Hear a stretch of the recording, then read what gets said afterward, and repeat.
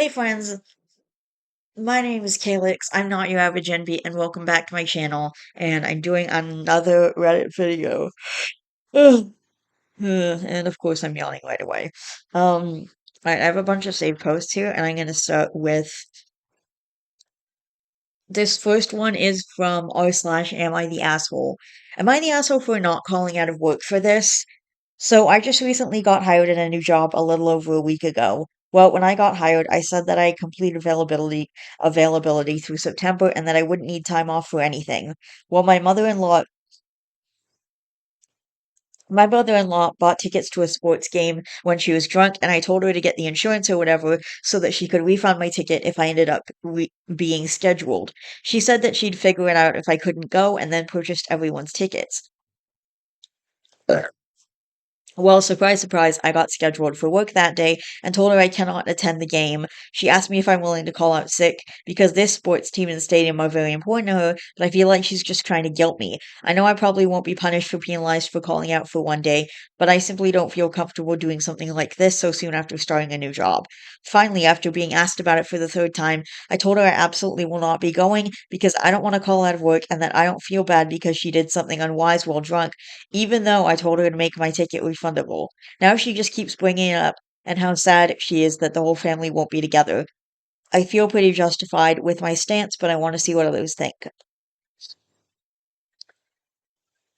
Not the asshole. It's literally your first week. It's literally your first week.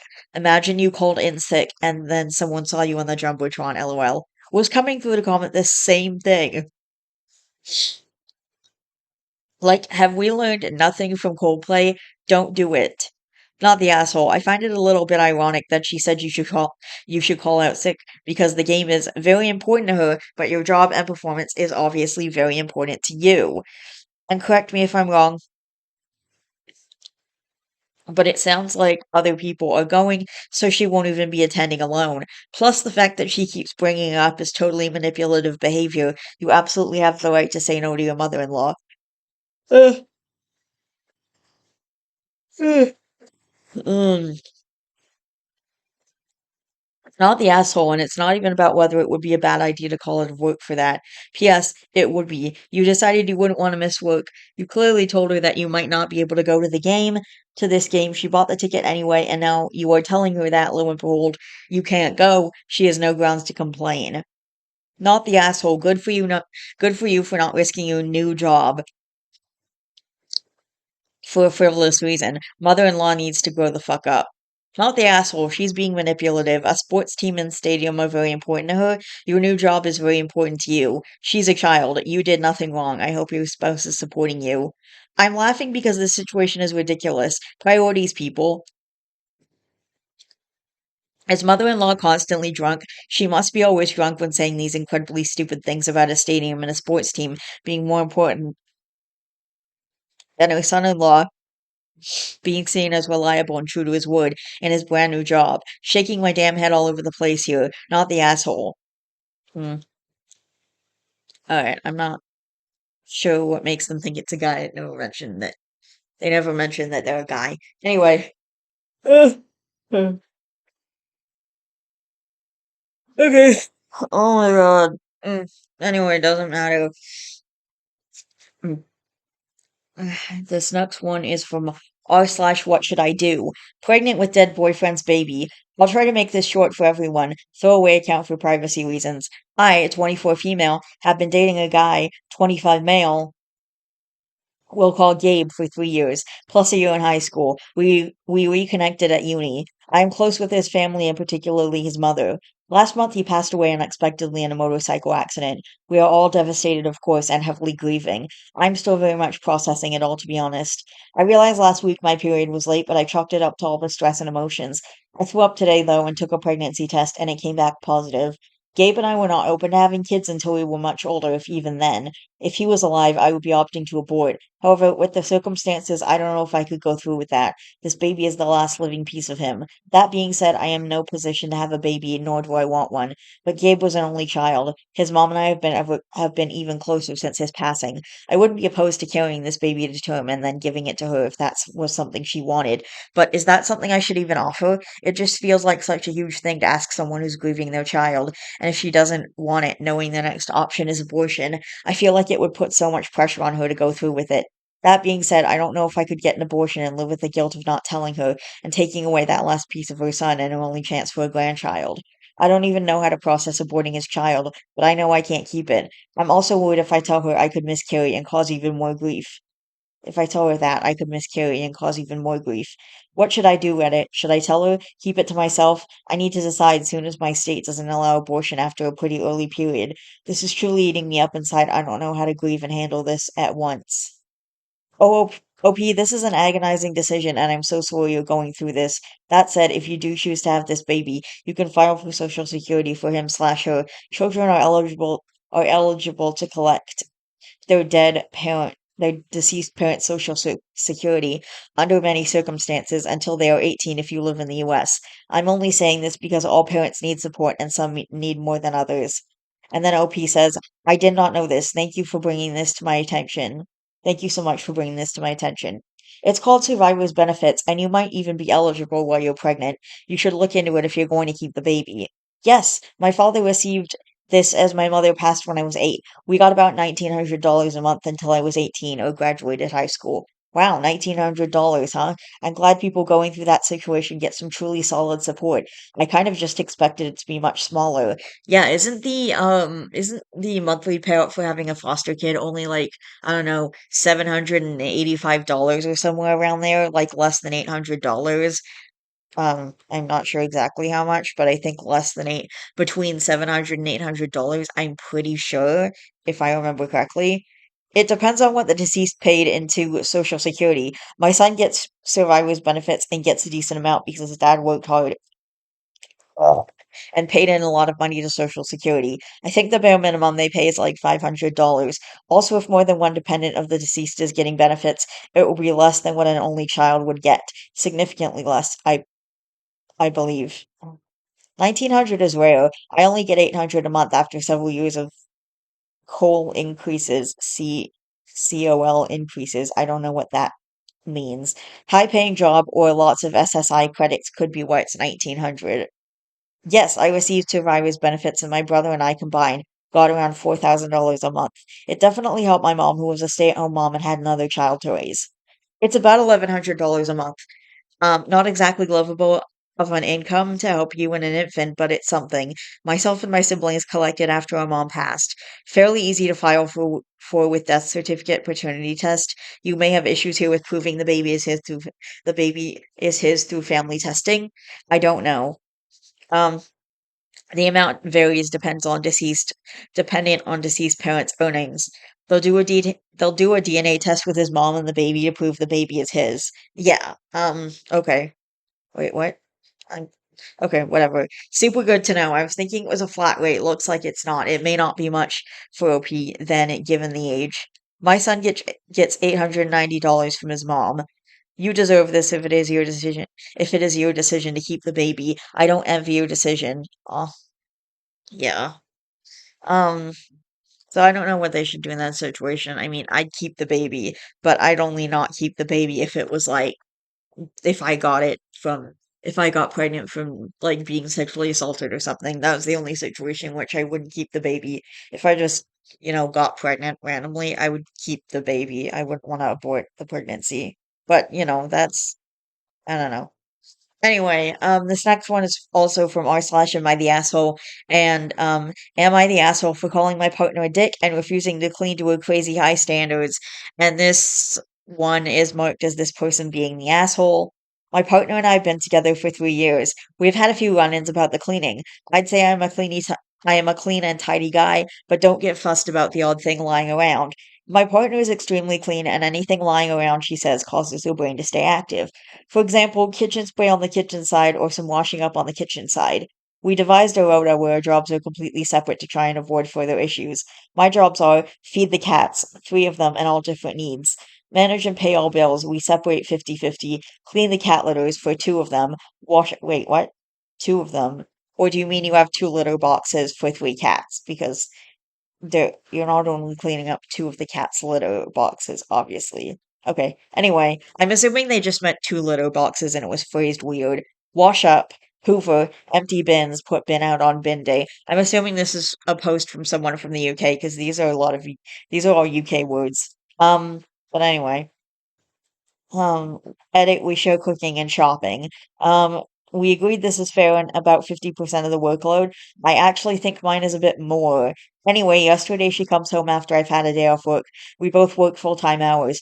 All my jobs are up to scratch, apart from the hoovering, and the house is semi-tidy in my opinion. I bought her flowers and was looking forward to seeing her. She sees a few things on the kitchen side, and the kitchen isn't hoovered. Oh, and I didn't rack up the new toilet roll I bought in the holder. She has it written all over her face she's pissed off. She sits down and tells me she feels let down. This hurt me and made me feel like whatever I do, it's not enough for her. This is why we divided the jobs. Yeah, and you didn't do your part of the job, so. She says I should have done more, clean the kitchen, which is her job, and put the toilet roll away. She is livid, and I tell her she is being a dick. I apologize for the last part pretty quick and ask her to recognize my feelings of how I feel on edge when she comes home at times, and sometimes I just want to relax in my own home. She doesn't seem to see my side or hear me. We tried talking again tonight, but it goes around and she says she doesn't want to live here anymore with me. Am I the asshole? Um, OP OP has offered the following explanation for why they think they might be the asshole. One, I called my partner a dick and was potentially lazy. Two, I called my partner a name. Well, that's just the same as above. Anyway, comments. You're the asshole for thinking that's half of the housework. No way is vacuuming, washing up bills, and cats half of a half of keeping a house clean. You do understand that she is then cleaning, covering all of the kitchen cleaning, all of the tidying up, all of the dusting, cleaning the showers, cleaning the toilets, making the bed, folding the laundry, cleaning all of the windows and mirrors and cleaning all of the appliances, fridge, microwave, oven. Plus, you admit that you had not done your job of vacuuming, and then acted surprised that she was upset at you for not doing your job. Agreed, you're the asshole. I live with someone that is more tidy than me. For him to feel happy and enjoy being home, it has to be clean to his level. He would be stressed and feel uncomfortable. I live under his standard of cleanliness. Why? Because I am not uncomfortable when it's that clean. But he would suffer if we lived on the standard my bar is.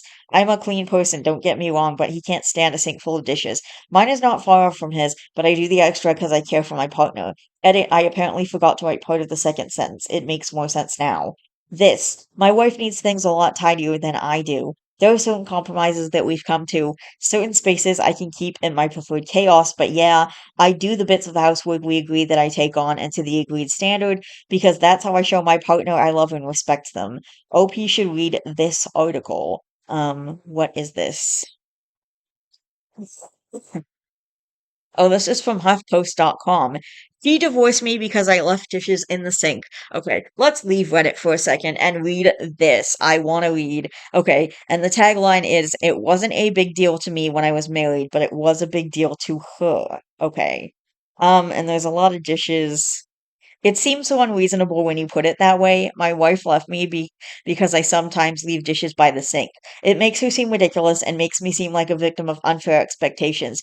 We like to point fingers at other things to explain why something went wrong, like when Biff Tannen crashed George McFly's car and spilled beer on his clothes, but it was all George's fault for not telling him the car had a blind spot. This bad thing happened because of this, that, and the other thing, not because of anything that I did. Sometimes I leave used drinking glasses by the kitchen sink, just inches away from the dishwasher. It isn't a big deal to me now. It wasn't a big deal to me when I was married, but it is a big deal to her. If it's a big deal to her, then you should care about that and you should, be mindful of that. Like, I don't know. Like my mom's on a trip right now, so I'm basically dealing with all the housework and like I'm basically dealing with the dishwasher and stuff. And I can do it. I can put stuff in the dishwasher. It requires a few more steps from me because of certain things like my autism and stuff, but I have figured out a solution so that I can do that. Every time she'd walk into the kitchen and find a drinking glass by the sink, she moved incrementally closer to moving out and ending our marriage. I just didn't know it yet. But even if I had, I feel I wouldn't have worked as hard to change my behavior as I would have stubbornly tried to get her to see things my way. The idiom to cut off your nose to spite your face was created for such occasions. I have never heard of that before. Um, anyway, men are not children, even though we behave like them. Feeling respected by others is important to men. Feeling respected by one's wife is essential to living a purposeful and meaningful life. Maybe I thought my wife should respect me simply because I exchanged vows with her. It wouldn't be the first time I acted entitled. One thing I know for sure is that I never connected putting a dish in the dishwasher with earning my wife's respect. I remember my wife often saying how exhausting it was for her to have to tell me what to do all the time. It's why the sexiest thing a man can say to his partner is, I got this, and then just take care of whatever needs taking care of. I always reasoned, if you just tell me what you want me to do, I'll gladly do it. But she didn't want to be my mother. She wanted to be my partner, and she wanted me to apply all of my intelligence and learning capabilities to the logistics of managing our lives and household. She wanted me to figure out all of the things that need done and devise my own method of task management. I wish I could remember what seemed so unreasonable to me about that at the time. Men can do things. Men invented heavy machines that can fly in the air reliably and safely. Men proved the heliocentric model of the solar system, establishing that the Earth orbits the sun. Oh, they did? Men design and build skyscrapers and take hearts and other human organs from dead people and replace the corresponding failing organs inside of living people, and then those people stay alive afterward, which is insane. Men are totally good at stuff. So are women and non binary people and any other person. She wanted me, blah blah blah. Men are perfectly capable of doing a lot of these things our wives complain about. What we are not good at is being psychic or accurately predicting how our wives might feel about any given thing, because male and female emotional responses tend to differ pretty dramatically. Yeah, but if she's told you this bothers her, then shouldn't you do something about it? Hey Matt, why would you leave a glass by the sink instead of putting it in the dishwasher? Several reasons. I may want to use it again. Two, I don't care if a glass is sitting by the sink unless guests are coming over. Three, I will never care about a glass sitting by the sink ever. It's impossible. It's like asking me to make myself interested in crocheting or to enjoy yard work. I don't want to crochet things, and it's hard for me to imagine a scenario in which doing a bunch of work in my yard sounds more appealing than any of several thousand less sucky things which could be done. There's only one reason I will ever stop leaving that glass by the sink. A lesson I learned much too late, because I love and respect my partner and it really matters to her. Ugh. I understand that when I leave that glass there, it hurts her, literally causes her pain because it feels to her like I just said, hey, I don't respect you or value your thoughts and opinions. Not taking 4 seconds to put my glass in the dishwasher is more important to me than you are. All of a sudden, it's not about something as benign and meaningless as a dirty dish. This ju- this guy just wrote all of the sudden. I said all of a sudden because that's the correct way to say it, but it's written as all of the sudden. Whatever. Now it's a meaningful act of love and sacrifice, and really, 4 seconds? That doesn't seem like the kind of thing too big to do for the person who sacrifices daily for me. I don't have to understand why she cares so much about that stupid glass. I just have to understand and respect that she does. Then caring about her equals putting the glass in the dishwasher. Caring about her equals keeping your laundry off the floor. Caring about her equals thoughtfully not tracking dirt or whatever on the floor she worked hard to clean. Caring about her equals taking care of kid related things so she can just chill out for a little bit and not worry about anything. Caring about her equals, hey babe, is there anything I can do today or pick up on my way home that will make your day better?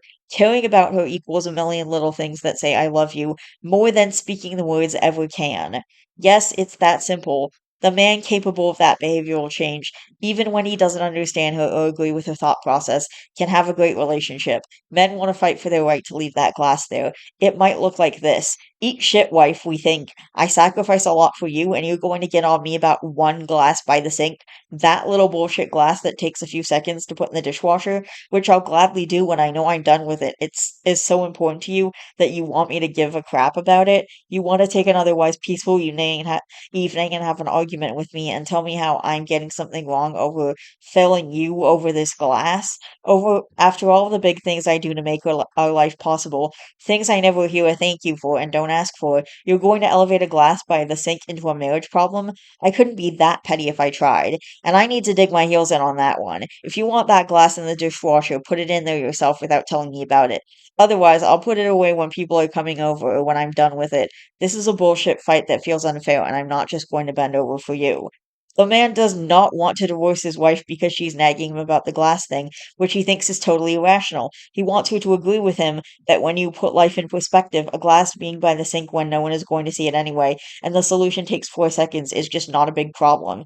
He should realize how petty and meaningless it is in the grand scheme of life, he thinks, and she keeps waiting for her to argue with him. She will never he keeps waiting for her to agree with him. She will never agree with him because for her it's not actually about the glass. The glass situation could be any situation in which she feels unappreciated and disrespected by her husband. The wife doesn't want to divorce her husband because he leaves used drinking glasses by the sink.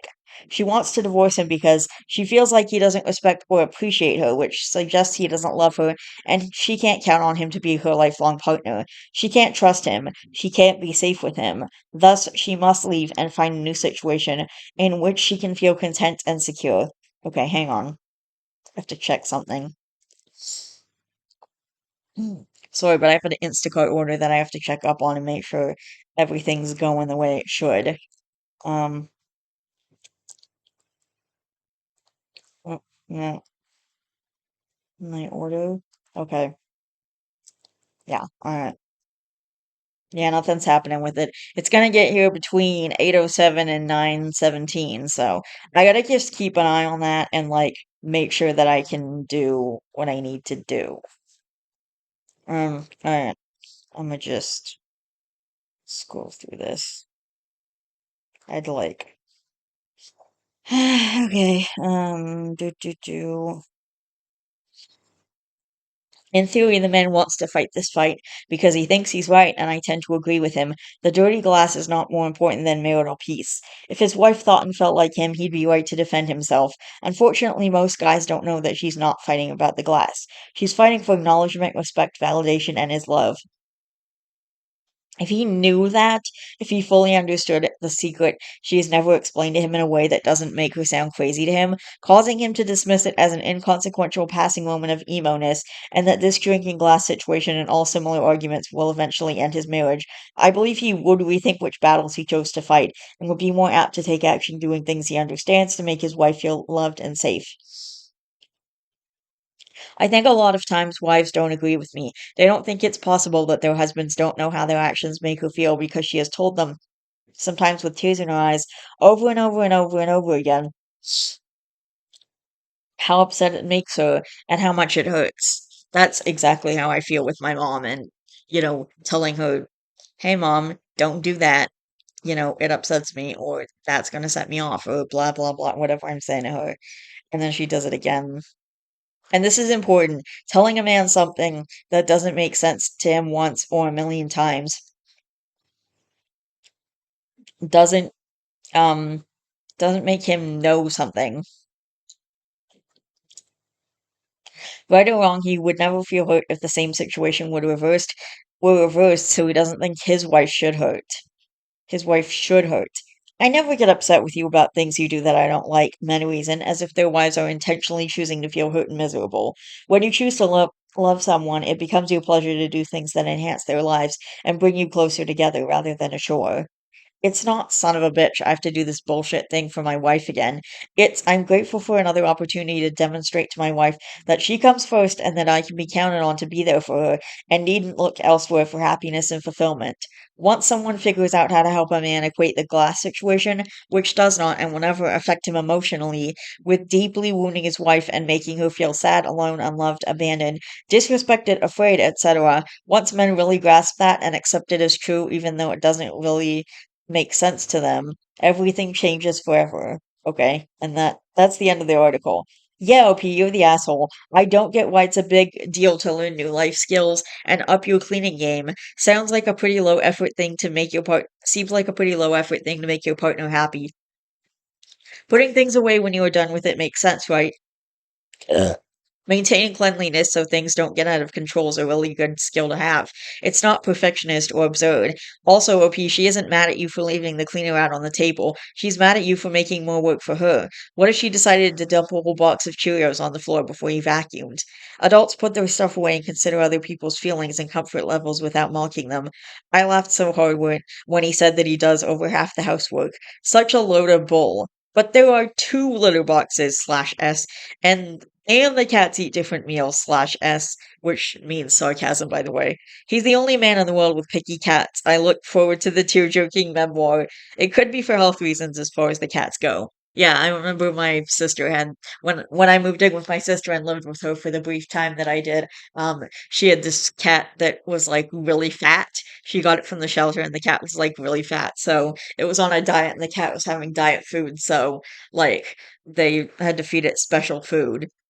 So when I suggested splitting the cost of litter and cat food, because at that point, we had like it wouldn't it would make both our lives easier, and if we and split the cost if we did that, and money and stuff. And she said she couldn't we couldn't split the cost on food and buy the same food because like her cat needs different food because her cat is on a diet. And that was back when I had my kitten in like 2019, before I moved in with my mom for COVID. Mm, mm, mm. um, anyway, that in itself is a hygiene problem. The rule for litter boxes is amount of cats plus one, so they should have at least four boxes and empty all four daily. You don't empty litter boxes every day, you scoop them each day, twice if need be, morning and at night. Pardon, in Swedish we say Toma katsladan. Ugh, I just butchered that, which literally means empty the litter box. If it makes you feel better, I'm a native English speaker, and when someone says empty the litter box, I understand that to mean empty the poo and pee out of it. I empty the litter box 1 to 2 times per day, and I change out the litter 1 to 2 times per month. Pointless semantics argument. We all know they meant empty the poo and pee out of the litter box. Alright, well, that was rude. You didn't have to say it like that with the annoyed emoji, with the annoyed face emoji. Jeez. I didn't know. I thought they meant dump it out completely. Please. Yeah, that was super rude, man. Like, you don't have to be a dick about it. Someone misunderstood. Alright. Just had some more stories pop up, so let's see. Not on my homepage, just from the Reddit notifications. So let's read them. First one is from r slash am I the asshole? Will I be the asshole if I refuse to let my in-laws see my newborn, but not my parents? And this post is marked as OP being the asshole. I'm not due till December, but this question has been bothering me. I, a 27 female, and my husband, 26 male, are expecting our first baby. Both our parents have expressed wanting to be at the hospital when the baby is born. My husband and I are moving into my parents' house this September for financial reasons. We're staying until he finishes school. 1 to 2 years. My original plan was for no one to see the baby for 1 month to prevent illness, but now that we're moving in with my parents, I think it's kind of pointless to exclude them, and having their help would be great. I'm thinking about asking my mom to not get close to baby's face but still help. However, for my in-laws, keep the 1 month rule. Maybe that's too unfair. That's just too unfair, though. I should not accept help from my parents for 1 month and have them follow the rule as well. Um, because we're living together, I'm not sure. My mother-in-law has asked about hospital plans, and I'm not sure what to say yet, and don't want to upset them. They already dislike me due to a language barrier and my overall personality. Very skittish, aloof due to past trauma. Wow. They have a problem with your trauma responses? That's pretty messed up. Any advice is appreciated. Edit. Thanks for all the advice. I agree I'm probably watching too much TikTok. While the 1 month would be nice, it's not all that reasonable when not having my own place anyway. I'm not going to ask everyone to wash I'm going to ask everyone to wash their hands and take precautions while still seeing the baby. Thanks, Reddit. Um, I'm unclear what the 1 month rule is. We didn't parade our kids all over town, but grandparents were totally fine following basic hand washing and don't see the baby if you're sick rules. Is this a thing? Also, make sure all grandparents have the current TDAP. TDAP. What is a TDAP? Is that like the I'm assuming these are just like vaccinations, like basic vaccinations that you should have if you're going to be around a baby. Yep, definitely get checked to see if you still have the antibodies. I'm pregnant and I still have the MMR antibodies from 30 plus years ago. I was surprised. For sure, it's good to check, especially if someone is unsure if they completed both doses. For most people, a full series is sufficient for a lifetime of protection. Its efficacy over time is honestly incredible. Oh, look at that! Someone asked, what is Tdap? Tetanus, diphtheria, and pertussis, whooping cough. Oh yeah, whooping cough is super dangerous to babies. It's a very necessary childhood vaccination, and most people get boosters every 10 years, especially if they work out or relax in the outdoors because of the risk of tetanus, which is a soil, dust, and animal feces bacteria, and is the cause of lockjaw. Also, diphtheria and pertussis can both kill, especially children, and sound pretty miserable even if you get treatment in time. To be honest, having tetanus in the shot should make getting it a no-brainer. You're picking between a tiny shot once every 10 years or a big dramatic one while you're already in pain. A big dramatic one. Whatever, I don't care. Anyway, that sucks. And yeah, some parents are anti-vaxxers, and I totally don't agree with that. In fact, I was just watching a Chicago Med episode, I think it was yesterday, where the baby had whooping cough because her sister didn't get her kid vaccinated and the kid was around their new baby, and then the baby ended up getting whooping cough. They thought the kid just had a cold, so then the baby ended up getting whooping cough because the parents of the kid who was around their baby thought he just had a cold, but they didn't get their child vaccinated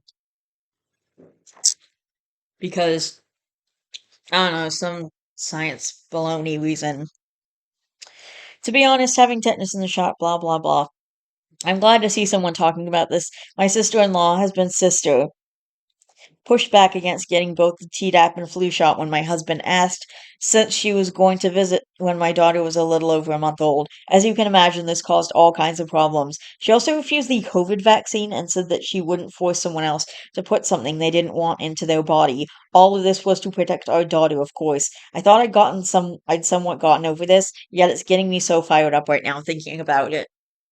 Yeah, it's really disappointing how many people think that vaccines are just a myth or the government doing some crazy shit or I don't know, any of the other millions of theories why they're so stupid and they won't. I don't know, whatever. You can't force her to get immunized, but you can absolutely say that anyone who doesn't want to be won't who doesn't won't be anywhere near my child until she's fully vaccinated. I would absolutely change the way I viewed that person. If they think being right is more important than my newborn's health and safety, they can fuck right on out of our lives. Regardless of vaccination status, they'd never be alone with my child. I'd never trust them with child care. Not forcing anyone to do anything. Setting requirements for something that they want to do is not the same. Exactly. I've had pertussis as an adult and it was so awful. I once had a 2-month old patient with pertussis. Poor little thing was miserable. The grandpa had been coughing so hard he'd broken a rib and he must have given it to the baby. Damn. I had this shot prior to my daughter being born. The doctor was very clear that it was important. My OB made it clear that I needed to get the Tdap while I was preggers. My husband and both sets of grandkids got those too. Or grands? I can't remember. Is grands, I guess grands is grandparents. Since kiddo went straight to the NICU after birth, thanks to mom being allergic to the damn Pitocin during labor. Oh man, that sucks. Well, at least now you can mark that on her chart and the doctors won't give that to her again this time. There's also a Chicago Med episode that I saw today, only a couple hours ago, where where someone ended up giving their guy their like insurance card because his insurance lapsed and he needed to see a doctor, so they ended up like coming to um they ended up going to the hospital. The guy went to the hospital and he was allergic to something that the other guy wasn't allergic to, so they gave him a medication thinking he wasn't allergic to it because it wasn't his card. But then it turns out he was allergic to it and it was a really fucked up situation. And like, I mean, he did a pretty fucked up thing, but I get why he did it because he wanted to help his friend or whatever. I mean, he didn't handle it in the best way, but like, I don't know, what was he supposed to do? Honestly, one of the things I love about Chicago Med is it just exposes so many of the problems with like the whole insurance thing. Like in the early seasons there was this thing where they they want the hospital to make more money, so they give the nurses like and ambulance crew and people who will go out to get people. They give them like this big room with like pizza, air hockey, a bunch of other stuff, just a like a reward room kind of for so to encourage them to bring in more people with insurance. And that backfires when they pick to bring someone with insurance as opposed to someone without insurance, and the person without insurance loses their leg as a result of not being brought to the hospital, and then they try to take them away, but the board doesn't let them. So, like, there's just so much stuff in it that exposes all the issues with the system in the US and, like, the money and insurance and all kinds of problems that come from being able to pay or having to pay for, like, your care and hospital stays and stuff like that, and charging these insane amounts of money for these hospital stays. Like, it just exposes so many of those problems. That's what so many of the episodes are about, and kind of one of the overall themes of the show. It's really awesome. All right. All right, a couple more comments and then I'm taking a break. And the person from Instacart just started shopping for my order, so I should probably get off here anyway and wait till it gets delivered and then I'll be back later. I have heard of people waiting until the first vaccines before taking the baby into large groups, but that's 2 months. I haven't heard of a 1 month rule for grandparents. I didn't let anyone outside of our household meet my son until after he was vaccinated, as he was born during COVID, was immunocompromised, and had underdeveloped lungs. Kid still has asthma now, and he's approaching 4 years old. I had steroids to develop my baby's lungs, but both were premature. Eldest has outgrown some allergies and asthma and eczema. That's great. I hope mine manages to outgrow his asthma and didn't even consider that the eczema might be related to his early birth or other troubles. Yeah, the eczema was related to being so they said. Creamy? Like, preterm?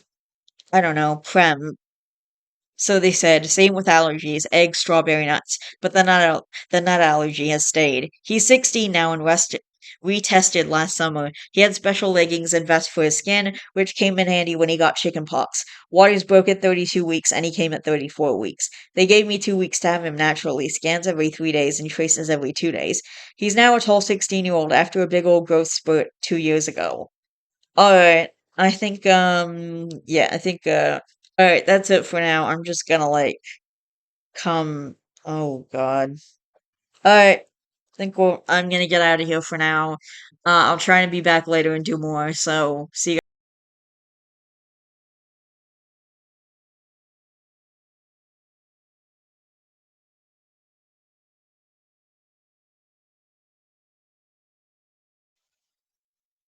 Hey guys. So I'm gonna record a little bit more, and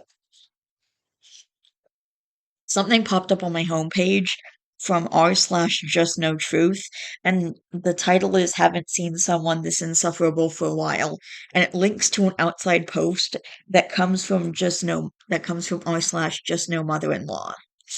Hi, we bought a house. No, you can't come see it. Rant, advice wanted. Edit at bottom of post, working title, this is gonna get messy. I'm currently no contact with my mother-in-law. She has a behavior disorder that I'm not allowed to name in this sub, even though actually being diagnosed with it is rarely a thing because these people don't go get help. Mm. So not allowing us to name it is really just another way of normalizing their behavior.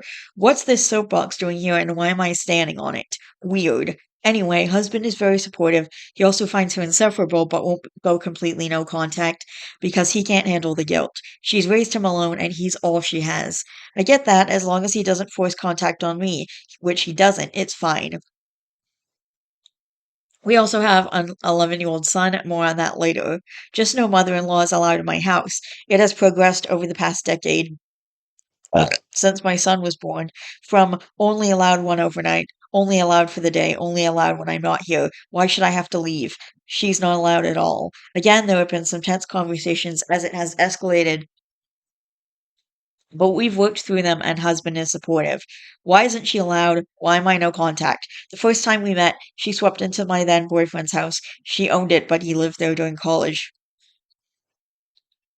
Clearly expecting to rain and didn't like that he had found someone important to him. She spent the visit and most subsequent visits making casual insulting commentary on my habits, my hobbies, everything about me. She apparently expected me to pay rent because I stayed over at his house a lot of nights. She owned the house as her way of helping him get through college, but he had roommates who paid her rent.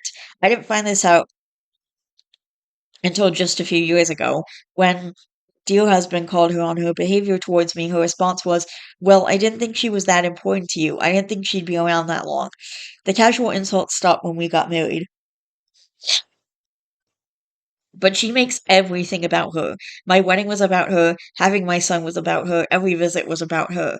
I started having panic attacks when visits were upcoming. We'd settle on an end time and it would come and go, and the visit would drag, and I would start to spiral. It was not good. Hence the gradual dialing back of time spent with her. I'm very lucky that dear husband sees everything clearly. He's often furious with her himself. He's in regular therapy. My son also knows how I feel. We kept it age appropriate as he was growing up. I didn't trauma dump on him at age 5 or anything. So he's a pretty mature 11-year-old now and hears us talk, so it's hard to keep stuff from him anyway. Side note on the kids, since he's a factor here, though not a major player in my relationship with just no mother in law, she constantly smothers him and demands his attention when we're together. She demands constant photos with him so she can show her friends what a great grandma she is. She was banned from being alone with him from the time he was 4 till he was about 10 due to her attempts to emotionally manipulate him, guilting him into doing whatever she wanted him to do in the moment, pushing her opinions on him at a very young age, so he would loudly announce things like, "Gigi says tattoos are ugly," when she knows I love my tattoos. Huh, I guess the insults didn't stop when we got married. Incidentally, when we left with him when we left him alone with her for a night, one night at age 10, he reported that she told him other grandmas would think their grandsons didn't love him if they played on their phone like he did. He was fine. We'd spent those years teaching him about guilt and manipulation, so he rolled his eyes and laughed about it, but I still wanted to slap her. It was shortly after this I went full no contact. Okay, so the crux that I'm sure will be a saga over the coming months. We are moving to a lovely bigger house. Yay. We are so excited. It's got space for reading and gaming, and space to be together, and space to be apart, and space to grow cannabis. This is important, friends. Have you been reading? LOL. And we're just so excited. Okay. I I have been reading. I don't know where the cannabis is coming from. Whatever. We have plans to put a pool in a few years. This is the home my son will bring his laundry home to from college. This is where he'll take his prom pictures, or maybe where he and his friends will boycott prom. Who knows? We are thrilled. This morning I was like, honey, after we move, I still don't want your mom in my house. And your husband is like, yep, already thought of that.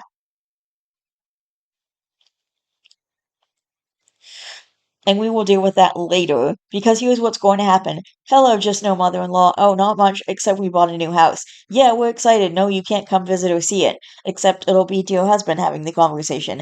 And how the F... And how the F are we supposed to do that? Because my parents will be coming. Everyone we know will be welcome, with one very particular exception. And while I've been commenting in this sub for a while, and I'm sure no one will suggest this, I'll say right now that I do not believe I owe her anything like equal time or fair treatment, compared to with my parents or anyone else. Time in my home with my family is earned. Respect and welcome and loving feelings are earned, not owed. So I guess I'm open to commiserations, please, suggestions for how to break it to her, etc. Even suggestions for relatively painless ways to show her around quick and shoo her out. Oh no, we have lunch reservations in 10 minutes, better go. I could probably power through a 20-minute visit, or let that happen while I'm out. Anyway, thanks in advance for reading, friends, especially if you made it this far. This forum gives me life so often, you're the best. Edit, I've been reading these comments with my husband. Thank you so much for this all the support. You see, I wasn't very clear about some things, so I'll try to clear them up. She hasn't explicitly been told you are not welcome. I anticipate shiny spine comments. I am prepared. She's just never invited when she angles for an invite. We ignore her. She lives 2 hours away, and when she comes through town, usually flying somewhere, my husband manages her. He even drove 4 hours round trip to pick her up and bring her to the airport when she took a trip, so she wouldn't leave her car at our house like she suggested, an attempt by her to get a visit in. Well, can I come in to say hi? This was a really big deal because I was having panic attacks about her leaving her car due to some weird trauma from my childhood that I won't bore you with. So she doesn't know she's been banned, but husband knows and manages her to that effect. She does send us things, usually junk and random cutout newspaper articles. What is it with these people? She will know we have a new place. She has not crossed a line yet of showing up unannounced. She knows that'll cross a line, so she still has some self-preservation. For your amusement, I did catch her peeking in our windows when we didn't answer the door quickly enough one day, when she was still allowed. Who does that? As for why we haven't been explicit with her, see above RE, only one who raised him has no one else. Husband is relatively low contact. Husband manages her, and he finds it easier to keep her at arm's length than to be explicit. I don't feel the need to manage how he manages her, as long as he leaves me out of it. She's not stupid. She hasn't set foot in this house for years, and starting this year, I stopped going to holidays at her house. It may be time to come clear.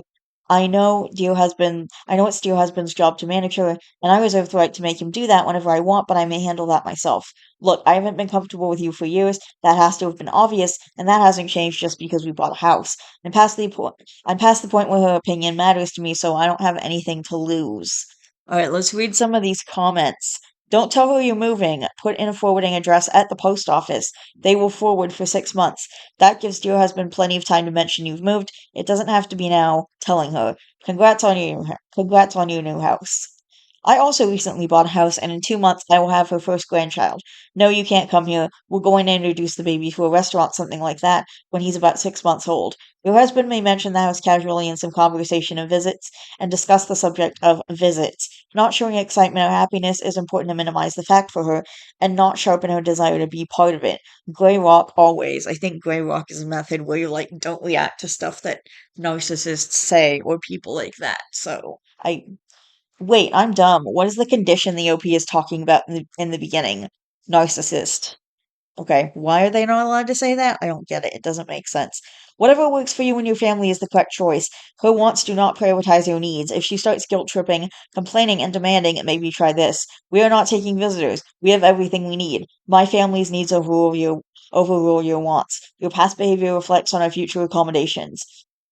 I do understand that while dear husband needs to handle this, I'd say have a backup plan in case she shows up unexpected and has undertaken a property search. Tape it to the back of the door. Sometimes it feels like being a deer in the headlights, and it will help any railroading. You're all doing great on the boundaries and helping your child understand what emotional manipulation can look like. Oh, and cameras. Always a great evidence capture if ever required. Congrats on the new house. It's completely reasonable to keep your mother-in-law out given her history. Since your husband manages her visits well, it makes sense he handles telling her no if she asks to come. You don't owe her access just because she's family. Respect and trust are earned and not automatic. A brief firm message from your husband about no visits or quick drop-ins works. If you want, you can join for a short tour and then excuse yourself. It's okay to protect your space and your mental health. You've got this. All right, let's see. What are the comments looking like on r slash just no truth? I want to see these. I went through her profile because that's the type of asshole I am, and she's got photos up, so she's not worried about being doxxed, and she lives on conflict-based subs. An actual drama queen. Bonus for her being offended that the mother-in-law who owned the fucking house she was banging her boyfriend in college wanted her to pay rent for, wait for it, staying there all the goddamn time. The gall. Wait, this is about OP. I'm confused. Isn't mother-in-law the bad guy here? Let's keep reading. Someone complimented her writing style, and that surprised me because reading that post was like getting kicked in the baby maker repeatedly with a steel-toed boot. Forcing humor is never funny, it's just sad. Edit ad. Forgot OP also got mad because mother-in-law was irritated at her grandson for being on a screen the entire time he was at her house, and she spoke up to him about it. The fuck is that? How dare she want a grandkid to hang out with her in her house? Stupid bitch. Oof. How can someone be on Just No Mother-in-Law managed by narcissists, estranged adult kids, and lost a friend without realizing that you might be the problem? Wait, what? Why is everyone shitting on a Pete? Wait, wait. Is OP the bad guy here? I can't even figure out why she doesn't like her mother-in-law. She sounds fine. A little annoying, some snide comments, but she sounds like she isn't even bitching about being no contact with OP for glaringly obvious reasons, so I doubt she'd even want to go to their new house. I didn't read her history, just the one post and your take, and I think OP is just pathologically insecure. Her marriage isn't great, and their lives are ruled by her panic disorder and whatever other mental illness she has. She wants to call her mother-in-law a narcissist. I've never met a person who describes someone else that way who wasn't themselves deeply self centered, self serving, and self absorbed with very low self esteem. Wait, my dad is a narcissist. Since I'm calling him that, does that make me that all that stuff that she just said? Their dislike of other people is obsessive and rarely warranted. They haven't moved yet. Mother-in-law hasn't asked to visit. Nothing has happened, but she's already fighting about it and complaining and seeking sympathy. I might check out the history to see if I've never to see if I've made good guesses. I think it's more likely that mother-in-law doesn't even know how much OP dislikes her and just thinks she has emotional problems and anxiety because that's how the husband explained her behavior to his mom. Something like that because he doesn't feel the same, but he's placating his wife. I didn't know this sub existed until very recently, and I'm kind of relieved because the Just No gang is certifiable. Wait, we have problems? Wait, what? What's wrong with us? Wait, what? I'm so confused. Ugh, uh, ugh. She also probably thinks her tattoos are a great substitute for a personality. Wait, what? Just like her pot habit, because yes, according to a post, her and her husband are gonna go pot at their new house. Okay. I don't, what? I'm so confused. I don't, okay. Everyone's hating on OP here. Is this like, is this right? I knew from that first paragraph this person would be a special type of unpleasant. That bitching about not being able to armchair diagnose someone you clearly hate for no reason with no medical degree, that's dancing on the line to get banned by the mods too. They hate that cutesy shit. What? I hope there's another normal sibling who can inherit everything instead of this asshole family. The support only rule is so majorly destructive to that sub. No, OP gleefully states her husband and mother in law only have each other as immediate family, so it's pretty easy for her to alienate her husband and bully the fuck out of an older woman. I feel really bad for her mother in law. What? This is OP the problem? I'm so confused. Okay, I kind of want to check out OP's profile now. We're gonna do that. We're gonna go do that because I want to know. Okay, let's check this out. Okay, there's LARP stuff. Unfuck your r/unfuck your habit. R/growing marijuana. Should I grow in my living room?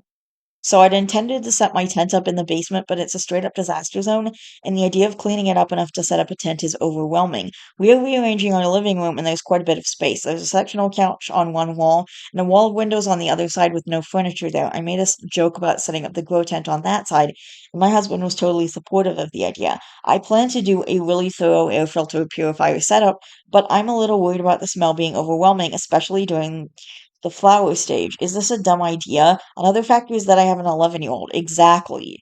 If I grow in such a prominent place, will his friends will parents be weird about letting their kids come over? I realize Reddit can't answer that, but Reddit is good at opinions, so I figure some of y'all will probably weigh in. What? Yeah, I wouldn't want my kid going to another kid's house where his parents were growing weed. I wouldn't want that. Okay, I'm so confused. Okay, I don't like what? I don't get this. This is so wild. Like, I totally thought that mother-in-law was the bad guy, but now I'm questioning everything. Okay, okay, we've got just no mother and another post from just no mother-in-law. This is in fact from the same user. Um, my mother-in-law have a 20 my mother-in-law and I have a 20-year history of her undermining me, crossing boundaries, generally being snarky and unpleasant. In recent years, I've decided I'm done doing any emotional labor or being at all involved with visits. Turns out her son, my husband, also doesn't want to see her, so surprise, it wasn't actually her horrible daughter-in-law keeping him away from her. Who knew? We have a tween who knows our issues with her. That's another thing. They're telling the kid all this stuff and telling him that mother-in-law is being manipulative and gaslighting and shit like that to get him on their side. And of course, he's gonna listen to them because they're his fucking parents. But we've told him grandparent relationships can be different, and he can have whatever relationship he wants with her. We will support him in visits with her. In the most recent visit, we witnessed her being really nasty and unpleasant to someone she saw as beneath her. Think being horrible to a server or someone in the service industry who cannot defend themselves and keep their job. Okay, that's BS. Um, that was the final straw in a pattern of general unpleasantness, and now my son doesn't know if he wants to keep seeing her, which is his choice. Ugh. Now, my husband doesn't want a relationship with her, but also doesn't want to be outright mean and hurt her feelings by flat out saying it either about himself or our son, which I get. But she keeps guilting him about not getting together, saying grandparents are important too, you know. Oh, we know. Our son has a great relationship with my parents, lol. Things I can't convince my husband to say to her. And then in the next breath, she starts complaining about all the time they wasted visiting her mom, the husband's grandma, growing up rather than doing more fun travel. Like, woman, can you even hear yourself? She lives a few hours away, so it's manageable 95% of the time just by avoidance, which probably isn't the healthiest way to handle it. But again, I'm not doing the handling. As long as my boundaries are intact, I'm not going to micromanage my husband's handling of her. Beyond telling him what I think, which after 20 years he pretty much knows it all already, the worst is watching him go through it all. He wishes for a better relationship, but he knows she's just not capable of putting anyone's needs above her own in any sense of the word. That's a rough place to be for him, and for me to watch him go through. She won't live forever, which also feels like an asshole thought, and it's just as sad. At least she went on a month-long cruise, so we don't have to have the "no, Mother's Day is not your day anymore, it's mine" conversation for the seemingly hundredth time. Okay, we gotta see this. There's only two comments here. Grandparents are important too, you know. Not really. The hypocrisy is stunning with them sometimes. I don't know whose side to be on. I just, I don't know. That post seems pretty reasonable. Like, what? Okay, I don't know what is happening here. Okay, r slash lost a friend. This was one of the posts they mentioned the original sub, the Just No Truth. I see a lot of pain in this sub, and of course I understand why, but I thought I'd share some perspective from the other side of the pain. I lost my core group of friends 2 years ago. I'll probably post about it someday, but that's not this post. I was deeply depressed for a long time, and they continued to badmouth me, even after a mutual friend told them I was struggling. But now I'm through it. TMS is magical for depression, and I can see their mean girl attitude so clearly for what it was. They disagreed with me on something and expected me to beg for forgiveness, and I ended up being the monster when I stood up for myself. I catch myself making choices and thinking that group wouldn't have liked that, and then I remember that they don't matter, that I have more energy to focus on more worthwhile people who love me, who don't judge me. Y'all, it's so good on this side. I can breathe again. All those people who hurt you, I say fuck them, unless you till you are through the grief to say it yourself. Alright. Yes, for years I fought tooth and nail to preserve my friendships, even against reason and an obvious disconnect. The pandemic and the subsequent death of my mother was the beginning of me acknowledging how dysfunctional and/or one-sided those friendships were, and thus began the purge, because I'm grown now. And the more I realize how I've devalued myself by staying in crappy friendships, the less I'm sore to shit can those assholes. So if someone doesn't think I'm worth basic kindness or even common courtesy, then you're right. Fuck 'em. As I meet new people who are willing to treat me like a human being that matters for my own sake, the more I realize how much time I wasted trying to fit circles into squares. In some cases, I've been thoroughly pig-headed about staying in touch with jerks. I mean, I shared my anguish recently with a friend, and it's been radio silence for days. And now that I think about it, redacted because you don't need to hear all that. For fuck's sake, why haven't I blocked this clown already? Damn, thanks for posting this, OP. You've made me realize how willing I am to make excuses for someone just because I know they're psychologically dysfunctional. Well, so am I, and I still manage to be a civilized friend, so fuck that. Not gonna lie, I am currently feeling deeply ashamed of myself for being such a patsy. Sigh. Anyway, don't be me. Learn your lessons early and learn them permanently. Fuck people who do not care about you. Fuck people who witness your pain and do not think you're worthy of a response. Do not waste your time and love on people who will not reciprocate. And more importantly, do not be sorry to shed those people. It may suck for a minute, but we deserve better. Cheers.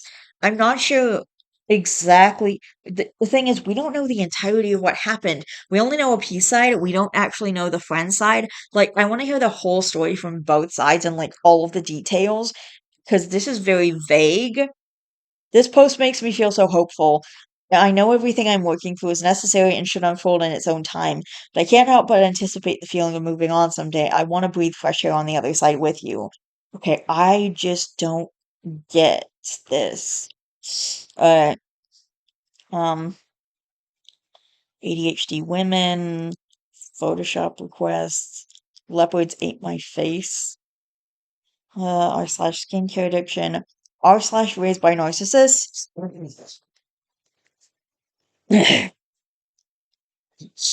I'm dreading Christmas, and it's not even that bad. I've managed to arrange to only spend a few hours with my narcissistic mother-in-law, and some of that will be taking her out to eat. We're driving to see my family on Friday and stopping at narcissistic mother-in-law's place on the way. She's beyond pissy about it. As well she should be. She's being treated exactly as she deserves. Yeah, that doesn't sound like a great thing to be saying about her. I always have to have a hard out time, after which I start to lose my shit. My husband feels guilty that we aren't spending more time there, but he doesn't want to spend time with her either. I'm doing him a favor by being the bad guy and setting the limit. Are you? I want to skip this so badly, but we also have a preteen son. My son knows exactly what kind of person his grandmother is, but I don't want to go so far as to make he and his father visit alone. Let's keep up the pretense that we are one big happy family. Any advice to get through this? Will be stuck for the first part in her tiny apartment. She doesn't take care of it and it stinks. I'm tempted to get high on a balcony in full view of the neighbors. It's not a legal state. And still you want to grow marijuana in your house? How is that gonna work? And you are worried about your son's friends not wanting to come over anymore, but how are they gonna know? Were the parents gonna know? Are they gonna tell the police? This is so dumb. All right, if I can get high enough, it'll be a pleasant enough visit. I give so many fewer fucks. So you could go to jail if they catch you, growing marijuana or smoking marijuana or whatever, but I guess you just don't care. Oh, and in addition to this, she's talking about us in a family group text she doesn't realize we're in, whining because my husband doesn't call her enough and that we aren't spending enough time with her at Christmas. Fuck my life. Okay, I don't know what the fuck is going on. And someone comments a link and then the above link may help you with ideas to get you out of the fear, obligation, guilt. Start with which is fog in acronym form. Start with the three C's. Would it help to take some nice air freshener with you? Gross. What the fuck? Okay, r slash growing marijuana, r slash something I made, r slash ADHD women, r slash there's a lot going on here. R slash senior kitties, aw. There's a cat. He's so cute. Oh, she's so cute. It's a girl. Do do do do do. Let's see. There's more r slash overemployed, r slash managers, r slash raised by narcissists. Y'all, there's an Am I the Asshole post that was clearly written by one of our moms. Post removed, no diagnosis via media. Please keep your posts about your direct abusers, says one of the mods. I don't know. Um, thank goodness I wasn't the only one reading it going, I sense missing reasons. Okay, this bothers me because I really wanted to read the freaking post, but like it's gone, so that sucks. R slash CPTSD, R slash okay, I don't know. Damn. R slash choosing beggars. What is okay, R slash whatever. Okay, and I scrolled to the bottom of her profile and there's nothing else. So I don't know what this is crazy. This is pretty crazy. I don't know like what's going on. I don't get it. Okay, I don't know what the fuck is going on. I don't know whose side to be on. I don't know. This is fucking nuts, you guys. This is fucking nuts. Like, I've never seen this. I mean, I've seen stuff like that before because sometimes there are two sides. There are people being on OP's side and then there are people not being on OP's side, but this is some crazy shit right here. What else is on this subreddit? R slash just no truth. I wanna know. Okay, what is going on? Um, okay, I don't know. Uh, Okay, here's something. What even is this? Jesus fucking Christ. Okay, and then the post says mildly, the post is from r slash mildly no mother-in-law, saying I love you. It irks me how often my mother-in-law feels the need to say I love you to my 9-month-old daughter. Obviously she does, I want her to, but she says it so much that it's strange to me. And she always says it in the same tone, but it doesn't make sense, like the tone doesn't match how people normally say it. What? I don't know. It's hard to explain, but it bothers me so much.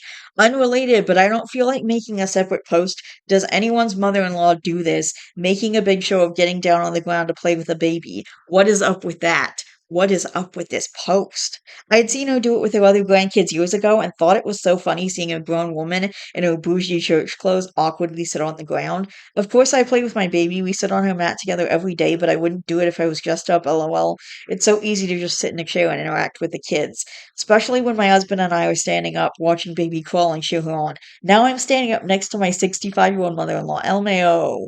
What the fuck? And then the person who posted here, the OP of this post, showing the just no mother-in-law post, 40 minutes after posting and 7 negative comments later, OOP deleted her post as she should. Of course she did. She wasn't having her feelings validated. Yeah, I looked at her posting history on Arctic Shift. She's just a miserable person in general. She gets pissed off because her husband FaceTimes his mother-in-law, when he's with the baby. Okay, and she's not forced to join the call or anything. She just thinks mother-in-law is robbing them of their daddy-daughter bonding time. She also made a post about older parents, i.e. grandparents, making off-the-cuff remarks or offering outdated advice. No one is saying she has to abide by the advice, nor does she have to grant the comment anything above a mere acknowledgement that it was heard. One commenter pointed out that she thought OP just heated her mother-in-law. What the fuck is going on in this sub? Okay, what is Arctic Shift? I gotta find this out. Let's figure this out. Let's let's go a searching. Arctic Shift. What? No. Okay. Arctic Shift. I don't know what the fuck am I doing? Okay, Arctic Shift. Wait, this isn't nah. Okay. What is Arctic Shift? Okay, I gotta go. I gotta I gotta go into Google to do this apparently. Arctic Shift. I gotta find this. Documentation and tools. What the fuck? Project Arctic Shift, making Reddit data accessible to researchers, moderators, and everyone else. Interact with the data through large dumps. What is going on here? ReadMe.md? I'll get this. I don't know. Let's figure this out. Okay. Can we see the stuff that's on Arctic Shift? Oh god, this is gonna require some work. I don't think I'm ready for this right now, you guys. Okay, I think we're just gonna stick to it because I don't think I'm ready to go around doing that. That's gonna take some work to do. I will try and figure that out later. I think right now I want to go into my save posts because there was more in here, and there was specifically one that I wanted to read. Okay, this one's from r slash insane parents, and it's a letter from my father when he found out I'm trans. Let's see. My dear and lovely child, I'm very disappointed to see that you did not. This one's from r slash insane parents, by the way. I'm very disappointed to see that you did not trust us and choose to hide some parts of your life journey from us, from the only family you have. At the time of facing utmost troubles and conflicting thoughts in your mind, you choose to stay secluded. Where you needed us most for a possibility of making sense of life's journey, you choose to share your feelings with others, and was continuously engaged with some of the outsiders, people on internet groups, social media, and maybe in some closed circles. It may have felt easier for you to engage and share on social media slash groups as at first as it is a virtual environment and in it relatively easier to hide yourself than to make tough face-to-face conversations. I know using such method is mostly discreet and one can be hidden from certain created identities slash profiles. However, mostly people on such social media platforms slash chat groups are those who have not lived long enough to develop an in depth view on the real meaning of life and have very little understanding of how life works. Hence, in most cases, their advice and solutions may seem good at first. To anyone's problems are just shallow and does not carry real substance or real compassion. In your CAMH report, one of the most troubling parts was where I came to know the involvement in gay market and that you started taking some seriously life-altering drugs yourself, possibly maybe in due to someone's help slash convincing, and certainly made a very wrong choice. I'm not completely sure, have an idea though, why such an unsafe decision taken without knowing what is the substance in those tablets. I assume he means like hormone replacement therapy or something. Um, Okay. Your mama shared with me the diagnosis report based upon some interview techniques. I strongly believe, based upon my understanding and findings, that having gender dysphoria diagnosis at some point in life does not mean that a person is transgender, as there are numerous underlying causes and unknown factors which can contribute to this thinking of sexuality. Although it is a bigger challenge to pass through such feelings of helplessness and even bigger challenge to get out of such state. I must say clearly that there are numerous examples of in medical science of mental issues, medical treatment, experimentation that prove seriously flawed later, and I quote here one example only to make my point about treatment of gender dysphoria. Frontal lobotomy, now considered barbaric, was worthy of a Nobel Prize in the not so distant past. He's really what? Hence, you must stay on the side of extreme caution in your situation, as you are dealing with a challenging mental state and wrong choices will destroy a bright life ahead of you. Yeah, no wonder he didn't want to tell you. I know from my own experience that mental conditions are very difficult and not easy to cope with, but still being human is to show resilience and stay strong and emerge. You are in a tough situation and we really want to help and understand, but clearly one can say that in the medical field, despite all advancements, gender dysphoria slash rapid onset of it is the phenomena not clearly understood till to date and clearly diagnosis, methodology, and choices without resolving many underlying environmental factors and conditions are all just extreme experimentation, driven by a certain trend or wave and not a solution in any way. The deep troubling problem in the route and approach of affirmation is that it is attempting to go with thinking slash feeling only. What your mind is telling you, and that can be wrong, while completely ignoring root causes, real reasoning, influences, and truth. Nature created human binary and in true bodies you are born in the right way. I'm a firm believer that nature always seems to tell the truth, even if we don't want to hear it at some points in our life journey, but we will accept it ultimately. What nature tells is the only truth, and acceptance will help start feeling strong and differently about your situation. We humans are made by us, so perseverance and quest make us humans. If you feel something to be true due to some thought in your mind is not necessarily true. My dear son, let's talk more, and our open conversation needs to take place now more than ever before to find you real help and psychiatric support that can slowly help you in lowering the disconnect with your real body. Slowly but surely, and let's start more discussions with strong belief that you will discover the nature and the truth. May Allah help us and guide us, Yo Baba. What the fuck? Okay, what the hell, you guys? Um, and then OP says, some context after my parents found out I'm trans, I shared my gender dysphoria diagnosis with them, in which I mentioned I brought gray market HRT, yeah, hormone replacement therapy, which my dad misread as gay market. I'd like to see this gay market. Very colorful. The music is fantastic. Fashion stores are off the chain. That sounds like an awesome place to be, actually. I wanna be at that place now. Alright. This is let's see. Alright, I'm gonna take a break right now, and then I'm gonna come back later. Because I still have a little bit of stuff to do regarding the house and clean up, and I have to cook some food. So I'm gonna go for now and I'll be back soon.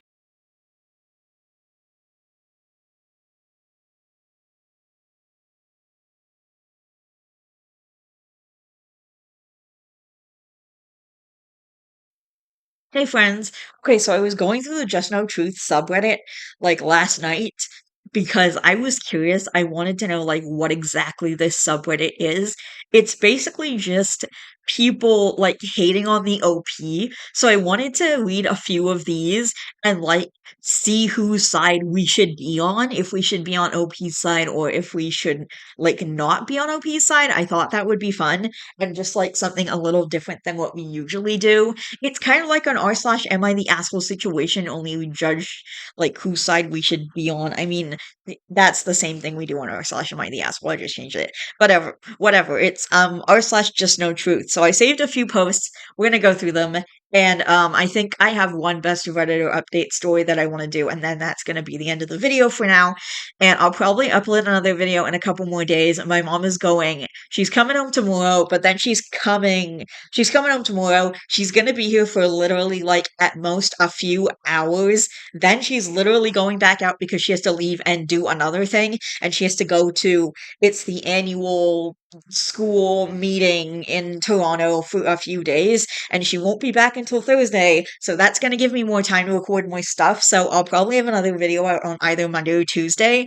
It just depends. I might be at the movies on Monday, but we'll see. I also have a movie tomorrow where I'm meeting Margaret, so I'm going to see her there, and I'm going to see a movie with her. I'm really excited about that. I was originally going to do it on Saturday, but I wanted to make it so Margaret and I could meet up because I haven't seen her in a while, and she slept through my birthday dinner, so I didn't see her then either, and she missed out on Wings, which sucks because I really wanted her there, but I'll try and get that to happen next year. Anyway, okay, so this post is from r slash just no truth, and the title is The Answer is Obvious, and we're gonna go read this post, and then we're gonna read the post on just no truth, and we're gonna decide if this is we're gonna decide if this is on OP or not. Okay, r slash just no mother-in-law. Mother-in-law pressuring me to get a job. And the tag is r slash and the tag is am I overreacting? My mother-in-law get along just okay, but I feel she's too involved and it drives me crazy. Ever since I became pregnant, my partner and I agreed I wouldn't work at a traditional job until our daughter started school at 3 years old. So I guess she's gonna start daycare when she's 3. I have my own doula business, which doula is like the person who helps people give birth or whatever and has them on a birthing plan and stuff. I have my own doula business, which means I get to make my own schedule and only work a couple of days out of the month. We are comfortable and thankfully have enough to get by and save. However, my mother-in-law has been pressuring me to work ever since our daughter was a couple months old by telling me about jobs and constantly talking about how a two-income household is important. Her and my father-in-law have always worked and split bills down the middle, leaving my partner and his brother with babysitters she barely knew, one of which molested my husband when he was only a few years old. This contributed to my husband's stance on me staying home with our daughter until she's a little older. This escalated last week when her and her friend put an interview together for me for a front desk position without even asking me about my availability. Now I'm stuck with a commitment I didn't even agree to. I feel crazy for being upset because I feel like she means well and probably just thinks we have money problems or something. I have no idea how to even express myself to her because she's very confrontational and I know she will be upset if I tell her how I really feel, wondering if anyone has gone through something similar. Okay, and the very first comment, use your words and tell her you're not going to the interview. It's not hard. Husband needs to handle his side of the family and you yours, OP. Tell him to shut this down pronto and she is to never offer an unsolicited opinion. Otherwise, you, OP, would be well within your rights to go no contact with her and also have no contact with your daughter. You didn't commit to or were even aware of an interview. Don't go. It's their problem, so let them be embarrassed, or they can intervene for the job themselves. Don't go along with her nonsense. Let your dear husband put her in her place if he has the shiny spine. If you feel particularly charitable, call the business and explain that you were not consulted about your availability or interest, and you didn't want them to block out a meeting time that you would not be attending. Perfect. They can, yeah, just con- if you can't communicate with mother-in-law because of how like in your face she is, communicate with the people at the job because it's just going to be a waste of their time if you don't say anything to them and they're going to feel bad, you're going to feel bad, so just communicate with them, tell them you can't go, tell them to like use that space for someone who actually does want the job. Tell them to reschedule an interview with someone else who is going to want the job and is going to be committed and want to go there because you don't want to go there. Um, okay. So You know what's fun? What's funny about this Just No Truth post is it's basically saying what the top comment said when I went to the other subreddit. Use your words. Oh, you're bad with confrontation. Then change. Half these issues wouldn't be an issue with communication. The whole your spouse's family is your spouse's problem is really dumb in most cases. Are you and your significant other not a family yourself? I can understand it if in some cases if that's what works for you. But these OPs just expect their husband to deal with their family for everything. Do these daughter-in-laws have no agency? Or maybe that's what they want so they can post content on Just No Mother-in-Law. Okay. I agree with that. They need to, you know, deal with the situation. I kind of think that, I don't know. Like, I don't know what to, whatever. I don't know what to do. Anyway, how can she say no knows if she's a doula? I only ever met one in college, but she'd have to drop everything because someone was having a baby. It seems like it'd be something where you would have to constantly have a plan B for childcare. I mean, Has only takes as many clients as she can handle at a time, so she's on call while waiting for the mom to go into labor, but the job itself as is only as long as the birth. Makes sense. Jesus, even if she doesn't want to tell her mother-in-law off, why is she apparently incapable of calling the place with the interview and saying, "I'm sorry, there was a miscommunication. I'm on maternity leave. I'll be in touch if I need a job in the future." Why is she going to the interview? Yeah, that's what I was thinking. Like, she needs to like get she needs to get in contact with these people. uh, like, why is she gonna waste her time going to an interview for a job she doesn't want, or like not go to the interview and then not communicate that to them? Even if she's bad with confrontation, she still needs to figure out a way to communicate to the mother-in-law and her and the people at the job that she doesn't want the job, and tell them to like use that spot for someone who is going to want the job and isn't going to just waste their time. Because if she goes to the interview, she's essentially just wasting their time and her time. So, like, why would you want, if you want to waste your time, that's on you. If I want to sit around on my phone and, well, I don't think anything I do is a waste of time, frankly. But, like, if you want to waste your time with something, then just if you want to waste your time, that's different. But if this is a situation where you're going to be wasting someone else's time because you're not going to take the job anyway, and so I don't get the point of going to the interview that you didn't even want, by the way. I don't know. You need to communicate with people. Anyway, okay, and then this is insane because the title of this is "This Has to Be Fake," right? Then there's a link to the story, and then I call bullshit. There's no way this happened. And the comments are all in the same. Seems fake as fuck. New account trying to comment on maybe. 99% chance it's total BS, but even if it wasn't, it would say more about the OP than the mother-in-law. Women in bikinis are not automatically sexual objects, and older women should be allowed to wear bikinis without it being considered they're trying to compete with a younger woman, and family members should be allowed to send their favorite holiday snaps to each other without accusations of incest. Total rage bait if you ask me. Okay, I don't know, whatever. Okay, I don't know, whatever. This is weird. And the title of this, well, on the Just No Mother-in-Law subreddit, we're gonna read this story. Mother-in-law sends old bikini pics of herself to my husband. Oh my gosh. And the tag is rant advice wanted. So after being in a relationship for 2 years, I've come to realize how deeply enmeshed my fiance is with his mother. She tried to sabotage his proposal to me. His family despises me. I feel like we need more information given the proposal, but whatever. I feel like my fiance has lied to me about the extent in which things are with his mom and his ability to defend me, so I snooped on her messages and I honestly don't regret it. Okay, snooping is wrong. You shouldn't be doing that. Turns out she loves sending him old pics of her laying poolside in a bikini. I'm not lean by any means, but I can't help but feel that she does that to get him to compare my body to hers. What? It's so weird and feels like a form of incest. She's in love with her son. She picks me apart and scrutinizes me for simply existing, and he rarely handles it the way he should. Ugh, after scrolling their messages, I feel so disgusted and heartbroken. It was so weird and bizarre. It was like reading a dialogue between romantic partners. She also told him, "No one will ever love you like your family loves you." That's true, though. And I'm sure she wasn't, she She probably wasn't even saying it in like a sexual way. She probably just was just saying it in like a normal way, you know? Let's see if anyone is let's see if people are siding with the OP here. He's actively trying to hide it from you. Get the fuck out of there. You should listen to your instincts on this one. Emotional incest is a hell of a thing to deal with. What? Okay, ew, absolutely not. I'd reconsider marrying him.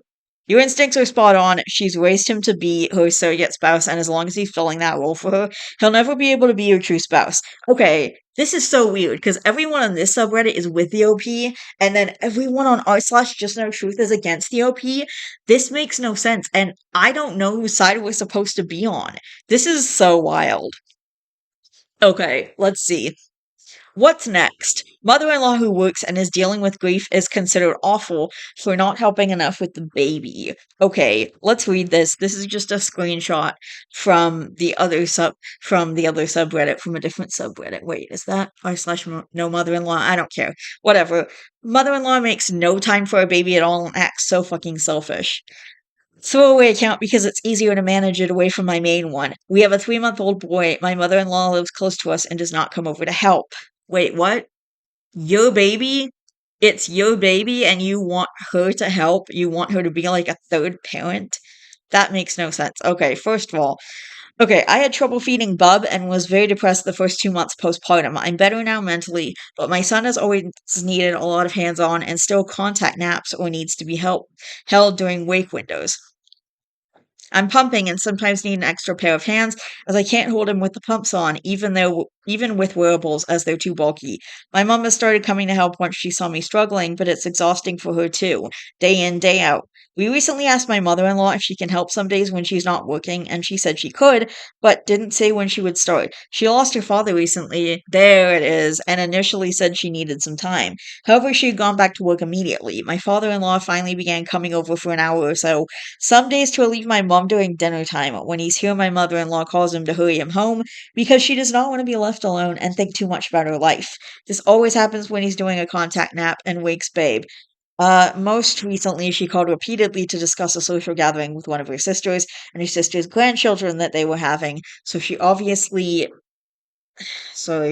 she obviously has free time and isn't that sad, but just don't want to help me or see her grandson.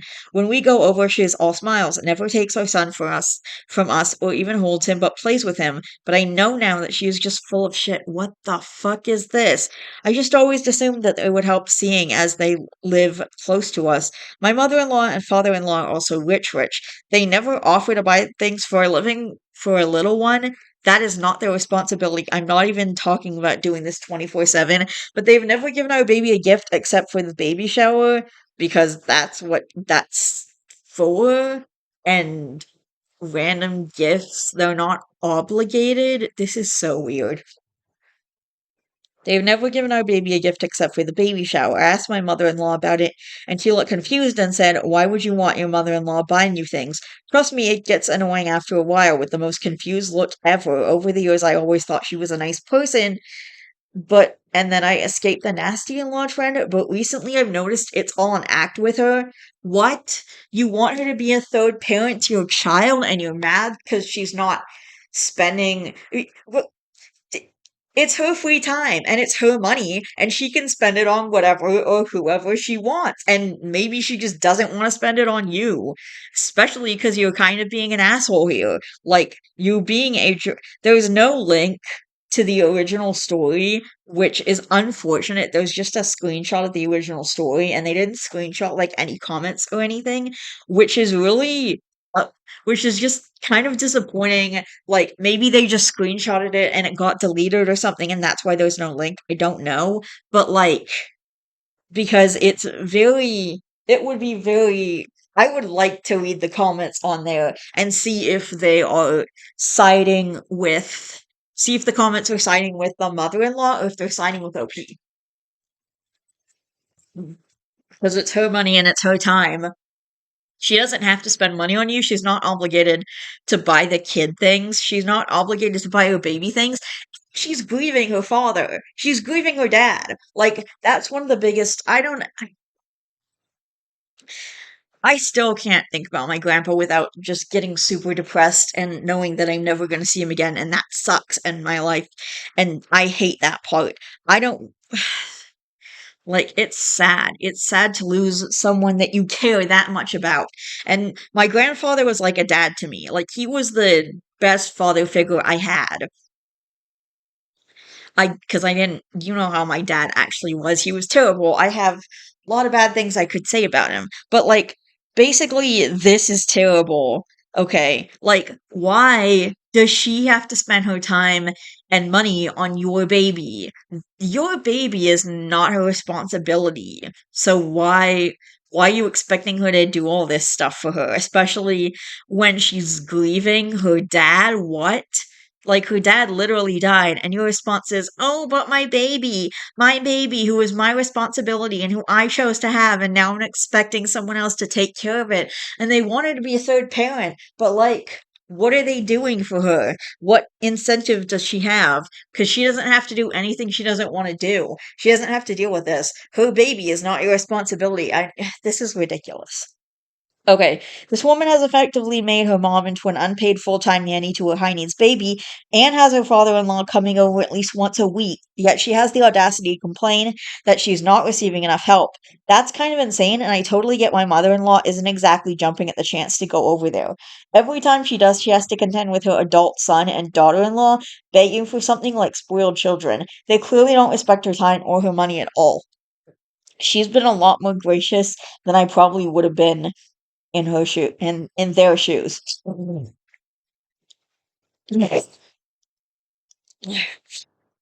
Um, and she's mad that mom isn't going to help anymore because she has better things to do. Per one of her comments. This is why I want to read the comments. I really want to read the comments on this one, but I can't read the comments because there's no link and I don't know how to get to it. There's no title. There's no way to get to it. I don't like what? Okay. I might try and Google this after and see if I can find the original page thing. Post. Or maybe mom didn't realize when she said, "Sure, I'll come over and help with the baby." What OP heard was, "Sure, I'll spend all day every day doing the work of a third parent for a child that isn't actually mine, and I won't expect so much as a thank you in return. I have no life. I've lived to serve you." Dear Lord, I'm gonna try. Okay, the title is "Mother-in-law makes no time for a baby at all and acts so fucking selfish." Okay, I have to try and find this one. I gotta try and find this story. I am going to just. Oh man. Wait, there's something on my Google front page that I want to read. King of the Hill revival reviews are all saying the same thing. I'm going to talk about the King of the Hill revival, hopefully before the end of the year, but I want to talk about it. I want to make a video about it because it's so fucking good. It's technically just a sequel to the original series. What are people saying? Yeah, okay, I know. Ugh, get out of here. Yep, people are loving it. Oh my god, people are loving it. I loved it too. I love it so fucking much.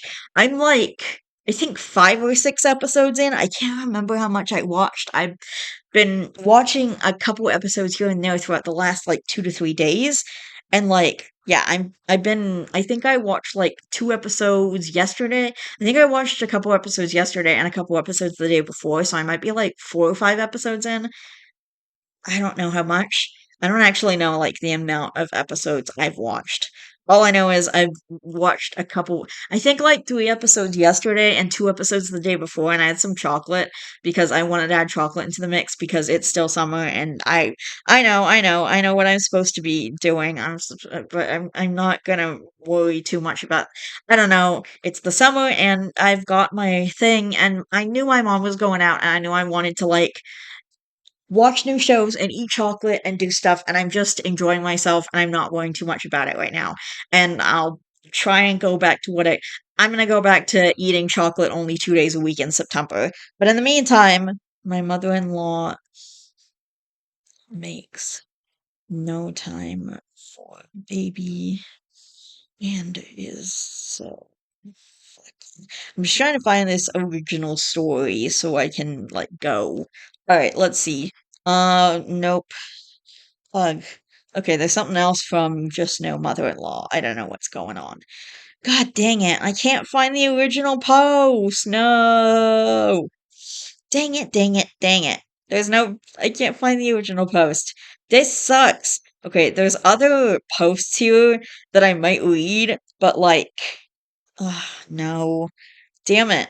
Okay, there's other posts there, but there's not an actual, I can't find the, actual post. But unfortunately, I can't find it. I think it's just lost. But let's see. R slash just no truth. Okay, I got a couple more of these. This bitch is way too cocky for who she is. That's the title of this one. Uh, alright. Oh no, this one was deleted. Why even say anything? Deleted post? No. Dang it. Okay. Um, and then on r slash just no truth, the post is, I promise your mother-in-law didn't mention ethnicity. Shut the fuck up. Complains about her boyfriend not helping, but frankly, I don't believe that. Also, congrats on only having one kid. That's not the win you think it is. I doubt your mother-in-law would get upset. People other than the parents generally don't care how many you have. Also, who the fuck cares if you don't go to church? Are you an adult? Because you don't seem like one with how petty you are. Would you say these things in real life? No, because your mother-in-law would laugh in your face and your boyfriend would dump you, and rightfully so. And the top comment is, why is she having children with a man she doesn't even like? I don't get it. Like, what? Okay, I don't know. Okay, well, we can't read that one, obviously, which is annoying. Okay, there's no way this happened. That's the title of this next one. We're still on Just No Mother-in-Law. Damn it! It's deleted! No! The title is My Mother-in-Law Threatened to Unalive My Newborn Son. Okay, I don't. Duh! Dang it, I'm ticked. Okay, whatever. Alright, I'm gonna see. Okay, nope, there was another one that's deleted. Damn it. This one is screenshotted, which means it can't possibly be deleted. Okay, such bland comments, such malicious interpretation. Apparently, my baby and post on Just No Mother-in-Law goes like this. Apparently, my baby got his eyes from my sister-in-law. Am I overreacting? I, 33 female, just had a baby. There are about a million things I could say about my wonderful mother-in-law. What? But here are a few funny little things from my recent visits. Look at you, beautiful blue eyes. Aunt Blank has blue eyes, talking about her daughter, my husband's sister. His beautiful blue eyes couldn't possibly be from his mommy, me. I was in the other room folding laundry and just flatly replied, his mommy has blue eyes. He is 12 weeks old, right? He's 7 weeks, so close. Are you cold? She says this one to our baby in the most concerned voice every single time. We see her, despite our baby's near constant calm demeanor and him always being dressed appropriately. She's pretty crunchy, and her house is always hot in summer, cold in winter. Lights always off until it's almost completely dark inside. She has the means to heat, cool, and illuminate her house sensibly, so it's not that. The best we can figure is that this comment is a slight at how cold we keep our house, about 71 to 72 degrees Fahrenheit. Oof, that is too warm for me. Me showing her my baby book. Oh, I can't see that. I don't have my glasses. After she just something 45 minutes to our house. I can't see that because there's a thing in the way, like an arrow or something. That's annoying. Oh, no, there we go. After she just drove 45 minutes to our house. That's my hair, insinuating that he got his hair color from her. Husband and I both have had the same light brown hair color when we were born. I didn't have any family around to help me when I had my kids. She's never done anything but hold the baby and sit and make these kinds of comments. Never brought us food, never offered to help us in any way. Just comes to hold the baby, talk at us slash him, and leave. Yes, so amazing and helpful having you close by. Always a delight. Jeez, bro. My parents will drive to my house perfectly fine and then immediately not be able to look at details of a photo, read a label, etc., without squinting and breaking out the dollar store reading glasses. This is the most asinine thing to take personally. A large majority of older people are always cold because of medication they are on, or just thinner blood and skin than younger people. She's not evil for worrying about the baby being cold. Okay, that's honestly a part of being older that I can't wait for because my mom and I have had a lot of fights about the AC before we finally figured it out, and she's okay with me having it whenever I need to have it, but, like, and I'm not gonna we compromised a little bit, her more than me. Um, she's not evil for worrying about the baby being cold. These new moms are always so put off that the dad's family talks about who in their family the baby looks like. It's been happening since the beginning of time. I'm sure her family does it too, but that's completely normal and not offensive when they do it. If you listen to the daughter-in-law in these subs, you think none of their kids have any of dad's DNA because they never look like dad or his family. This bitch never hear of reading glasses? Illuminate her house sensibly. Who talks like this? This. Also, electricity is expensive. Our bill was $500 last month. So you can bet your butthole I'm turning all the lights off, having the house be a little warm, and opening blinds instead. I like how she takes personal offense to mother-in-law worrying about the baby being cold, when that's just something older people do regardless of where you're at or what the temperature is, lol. These comments may be annoying, but they aren't malicious, and OP needs to go find a hobby. LOL, exactly. I'm a grown-ass woman, and last fall I had a lady who was helping me on a home improvement project scold me for not wearing a jacket. I'd taken it off in the car because I knew I'd overheat. Like, it's not an uncommon thing. OP just wants to have something to complain about. Alright. I was my mom's living caregiver. We had to work hard at balancing the temperature so we were both comfortable. She was very accommodating, as someone with elderly thin veins, on lots of meds, and always cold. Living with me, a menopausal who was always run hot, and multiple autoimmune issues that deregulate body temperature. I ran around the house in as little clothing as possible, while my mom would be in bed under three blankets in winter pajamas with gloves on, asking me for the umpteenth time, "Aren't you cold?" Oh man. Personally, I'd freeze in her house, but I remember my aunt always trying to cover my son up in the summer. You would freeze at 71 or 72? Oh man, you would hate my house at 62 to 65. But that's the difference between cold weather people and warm weather people, I guess. Either way, grandmas are going to want to either stick them in a parka or put them in a diaper with the fan on. Yeah, I'd die in your house. 85 is my ideal temperature. Holy crap. I live in Florida, but was a military brat. My house is set to 76. My husband has a fan and I have a thick blanket. It's our compromise. I'm that person that is perpetually cold. Ugh, man. I'm perpetually I feel like the problem is my mom runs cold and I run warm. So like I don't know. Let's go away from this for a bit because I just had a notification pop up for a different story that I want to read. So let's do this now. Mm. Am I the asshole? I want to go. Oh, this one is from r slash Am I the asshole? Am I the asshole? I want to go on a small vacation with my sister and niece and nephew, but I don't want to be stuck paying for her boyfriend. Just as the title says, I'm wanting to take my sister and her kids on a beach vacation. We live in Oregon, so we're not going too far. So my sister has a habit of dating men who are homeless or need a place to stay. She's currently dating a man who makes me very uncomfortable. He just raises all my hackles. I tried to coordinate day trips or small overnighters, but she insists on bringing this dude to everything. I wouldn't mind if he didn't make me so uncomfortable. Just a small example. I'll try to start a conversation or ask him a simple question, and he'll immediately look down, avoid all eye contact, and he'll give a simple but never follow it up with anything else. To me, he might be special needs or extremely socially awkward. Now, this is what is going to make me the asshole, I think. He doesn't work or drive. He refuses to carry anything like a cooler or blankets or really anything other than himself. I don't want to pay for everything and be absolutely uncomfortable the entire time. My sister does not take criticism well at all. She will shut down and ignore me for weeks at a time. I'm not defending this behavior, just providing context as to why I'm having issues bringing up asking her to leave her boyfriend at home. My sister works a pretty tough job and she's barely making it with Portland housing costs. I don't mind footing the bill for her and her kids. It's when it comes to footing the bill for a man who does nothing and provides nothing. Help. Would I be a complete asshole for asking her to leave him behind for his next trip? Okay. Never pay for a hobosexual. Not the asshole. I love that word. We seem to have a lot of them here in Oregon. I have lived in the PNW for over a decade now, and I see this behavior so much more up here than anyone else that I've ever lived. We call them freegans, hobosexuals, etc., but there sure does seem to be a disproportionate amount here. I'm in WA state for reference. I have friends I've had to cut off because they decided that it was just easier to mooch off of people. It's because the laws allow them more wand flexibility. I'm trying to move out because the saturation is gross. You can't even take your kids to the park without seeing someone strung out of their mind in a corner yelling at themselves. They're everywhere.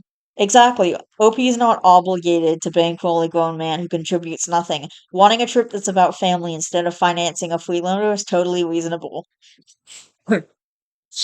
Not the asshole, take the kids instead. She'll probably appreciate the break from them, and they will probably appreciate the break from her boyfriend. Just take the kids. It might work to emphasize that this is a family trip in honor of a meaningful anniversary that you thought of. So it's just you, her, and her children. Not the asshole, but alternatively volunteer to take your niece and nephew yourself. If your sister is running a homosexual hotel, you probably want to give her kids some time away from it and her current guest of the season. That way you aren't paying for him, pay less, and give the kids a reprieve. Just say you can't afford to pay for everyone else, and that you thought it would be nice to give her some alone time if she tries to weasel her man in on it too. Opie says, and Opie replies, "Thank you, this is probably the route I'm going to take. The niece and nephew are both 10 plus, so it's not like they're little kids anymore. To be honest, they'd probably really dig an aunt trip. I used to go and stay with my aunt by the seaside when I was little every summer. She's also my godmother, and it was my favorite time of the year. We don't get to see each other much now, but it meant we know each other very well, and she's still very important to me. Aunt trips are the best. I loved them as a kid, and now we did better. The I'm gonna try and find the best of Reddit update story that I wanted to do. Because there's a best of Reddit update story somewhere in here. There's more. Wait, is there more stories from Just No Truth? Nah, I don't think so. Oh, okay, there's a couple more. I'm gonna leave them for another time. I have a lot of saved posts in here, but like, I could make a million Reddit videos just based on the posts that I already have saved here and the posts that I haven't read anymore, like the posts that I haven't read yet. Alright, this one is an extra long story. Actually, I'm going to use the bathroom and refill my water because I need more before I do this, and then I'll be back in, I don't know, 10 to 15 minutes, and I'll read this story because it's marked as extra long, and I want to make sure that I have the time to get through it without stopping in the middle, so I'm going to do.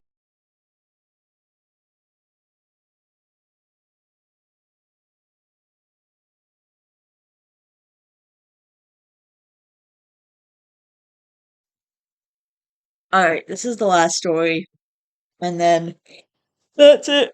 Ugh, damn it. Okay, this is the last story, and then that's it. So, this it says it's extra long, so I don't know what that means. So this might take me like an hour to read. I don't really know. But let's go. Am I the asshole for refusing to sell the place I bought with quote unquote stripper money? Extra long. New up and this one's marked with a new update, so it doesn't say like it's completed or anything, so there might be new updates. Like I'm not sure what the deal is, if that means it's complete or I don't know. I guess we'll probably see once we get to the bottom of the story whether there's going to be any new updates or not. Like we'll probably be able to tell whether it's been left kind of open-ended or not, and we'll probably be able to guess. And this person is not the OP, so trigger warning, attempt to baby trap, mentions of abuse. Okay, the original was posted like 5 years ago. The original post was posted to r slash am I the asshole on August 17th, 2020. So this story has been going on for 5 years. Am I the asshole for refusing to sell the place I bought with stripper money? For several years, I was a stripper. I have no shame about what I did and only quit when I got a better job offer. In the time I worked as a stripper, I intentionally lived as cheaply as possible. Shitty little studio flat, living off ramen, wearing old clothes, because my coworkers all told me that they were able to buy their own places on their income as long as they saved like crazy. Before I quote unquote retired, I managed to outright buy myself a 3 bedroom flat. I rented out the other rooms for a while, but I got sick of having roommates, so now I have them up online for shorter stays, but not to rent. So, kind of like a B&B maybe? I met this guy about 18 months ago, and we've been together since. He knows about my employment history, and he said that he has no issue with it. Though he did ask me to tell his family the white lie that I occasionally use on my CV and stuff, which is that I was a waitress, which I kind of was to be fair. A month ago, we found out that I'm 2 months pregnant. He says this is great news and we should move in together. I assume we've been moving into his I assumed we'd be moving into my place because he rents his a far smaller one-bedroom flat while I own mine, and I have room for a baby's room while he doesn't. Also, I really don't want to leave my flat. It's my flat. I love it. I could see myself living here for the rest of my life, and I don't want to lose the security of owning a flat and have to go back to paying rent or a mortgage each month. However, he then said that he didn't want to move into my place and said I should sell it and we should buy a place together. I said that I like my place. It means a lot to me that I was able to buy it, and it represents years of working my arse off, scrimping, and saving. He then said that he understands all of that, but we should be living together by the time the baby comes, and he didn't want to live in my flat. I asked him why not. It's a great flat. It's central to everything. It's spacious. It's got room for all his stuff. There's a daycare in the building, which is run and owned by another tenant, and a school 5 minute walk away. But the list goes on. And he said that he didn't want to live in a flat that was bought with stripper money. That really pissed me off. And I told him no fucking way am I selling my flat, and that he never had an issue with my stripper money paying for this flat before now. I said I wasn't giving up the security of owning a home for someone who tries to make me feel ashamed about something I don't feel ashamed of. He said that his point is if I sold the flat then we could get a new place with the money from the sale. I said, wouldn't that still be stripper money? And he said that's different. And I asked how. And he then said he was going back to his place because quote unquote, I can't talk to you when you're in this state. He's gone back to his flat now and he's texted me saying I'm reacting slash emotional and I need to think of this realistically rather than emotionally. He says he wouldn't feel right raising a child in my flat. Knowing how I purchased it and selling slash moving is the best idea of all of us, not to mention the fact he isn't on the deed because it's my place and it would never feel like our place because of this. I feel like I might be the asshole because I get why you might feel like it's just my place, and I feel like I'm being too rigid in a time we need to work together. Plus, I spoke to my sister and she sided with him, so 2 out of 3 people think I'm in the wrong here. I can't tell if when she says in a time we need to work together, if she's talking about the baby or COVID or like both. Because this came out August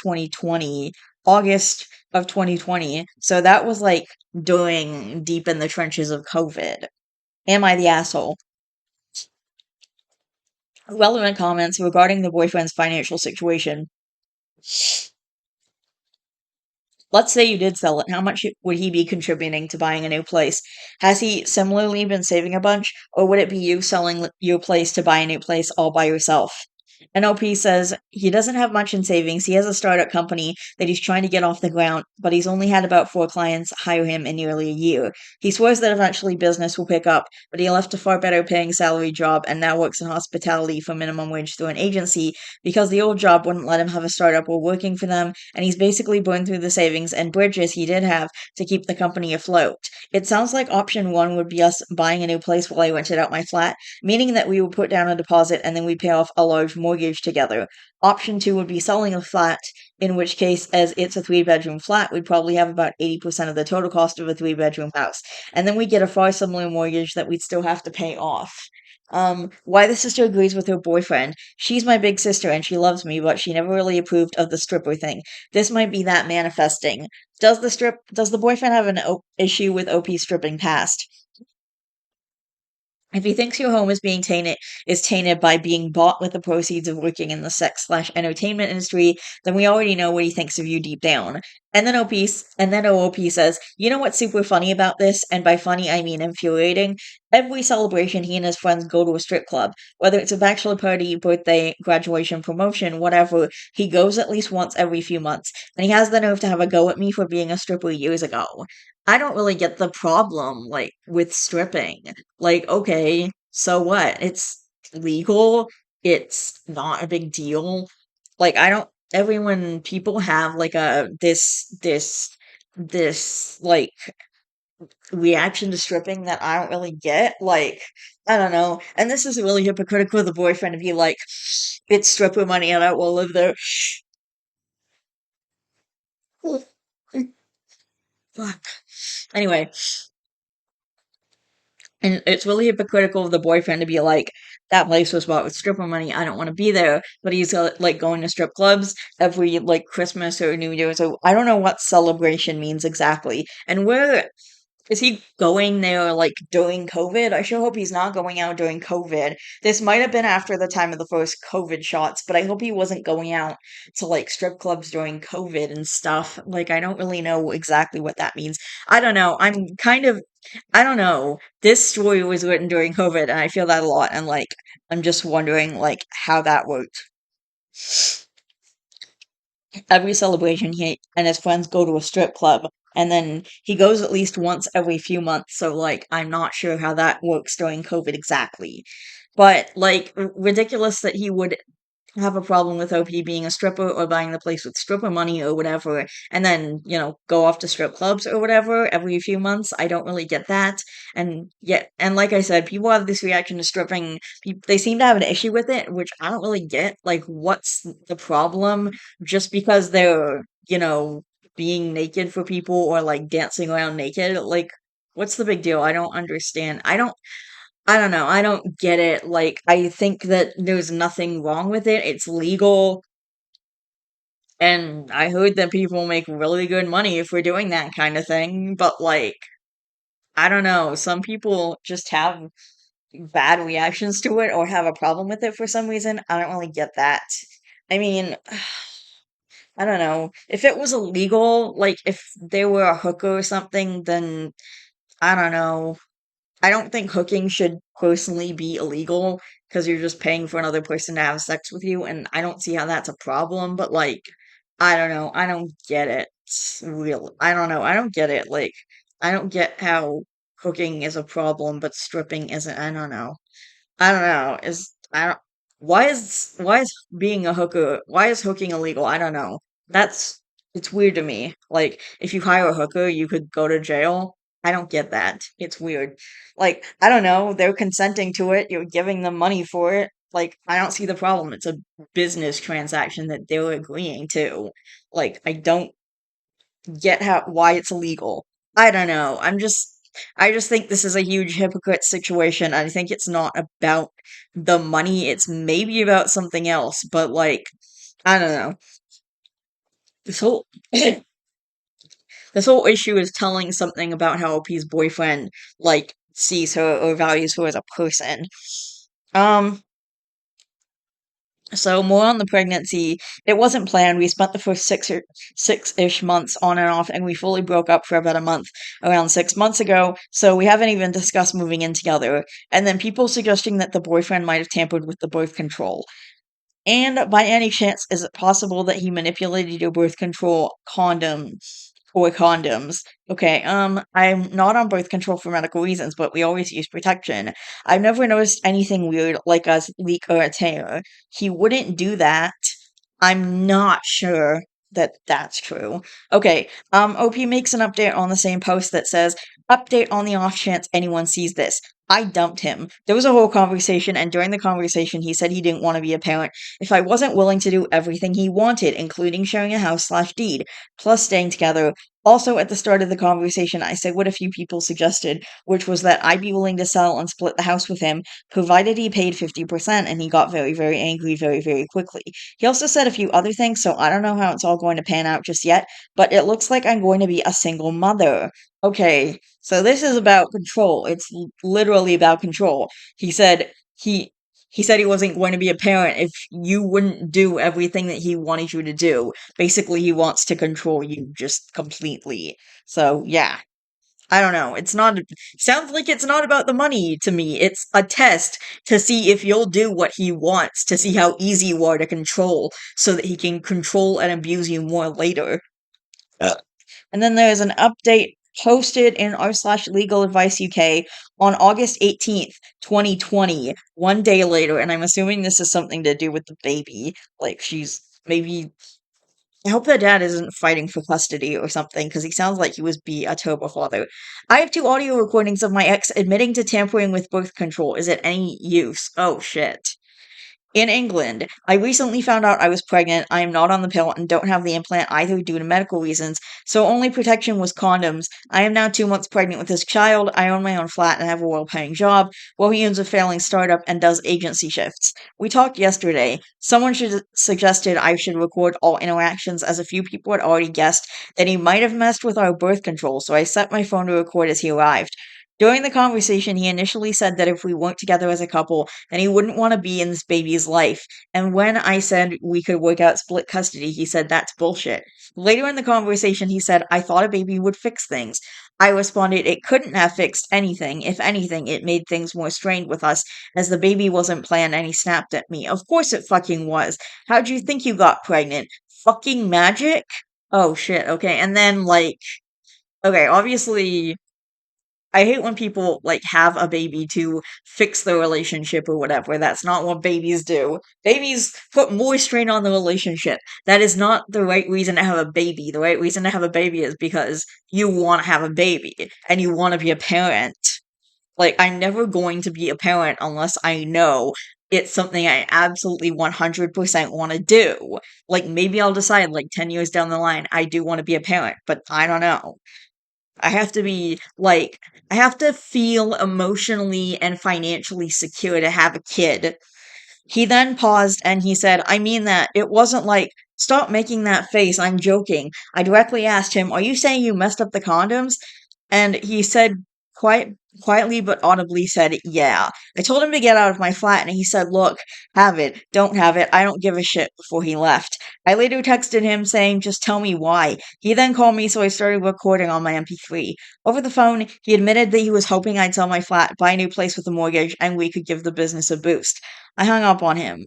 Hours before the initial conversation, I spoke to a solicitor who deals with custody stuff regularly, so he said he'd help me with the custody stuff.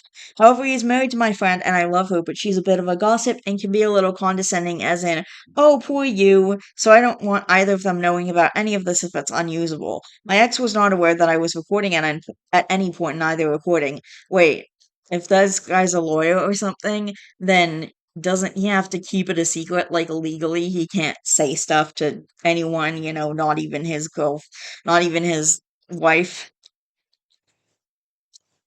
My ex was not aware that I was recording at any point in either recording, and there's no visuals, only audio on both recordings. We did say each other's names a few times on the first, but not at all on the second. Is this admissible in a custody battle? Is it useful due to the context? I feel like he said all the things that would win my case if there was one, but if he can't do anything with them, then I don't want him knowing about it. If it is useful and admissible, then do I just send it to the friend's husband? Thanks in advance. Relevant comments. Why does OP want to use the recording? I'm worried he might push for 50-50 custody in order to avoid paying child support, or ask for majority custody so I have to pay him, which he could win as he has family, while I only have my sister and I have an employment history that could make me look bad, or he'll otherwise try to pull something if we end up in a custody case. After hearing this, I want full custody and I'm worried he'll push back in general. And then there was an update too, posted in r slash am I the asshole on September 6th, 2020, 3 weeks later. Date, am I the asshole for refusing to sell the place I bought with stripper money? Quick recap on my first post. I spent several years working as a stripper, at the end of which I was able to buy my own flat. I've been with my boyfriend for about 18 months and I'm currently around 3 months pregnant. With the news of the baby incoming, my boyfriend said he wanted me to sell my place so we could use the money to get a new place together, and when I refused, he called me irrational. I thought I was the asshole because of that, plus my sister sided with him.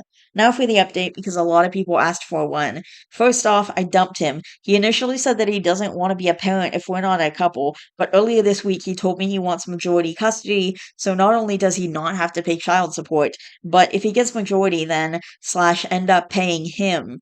Then that's not a slash. Then I end up paying him. He actually said that was his reasoning. He also runs his own startup and admitted the startup is basically done for. And he was hoping that when I sold my place, I could also put a cash injection into his business with the money. So basically, this was all about money for him. And it was about control, I'm pretty sure.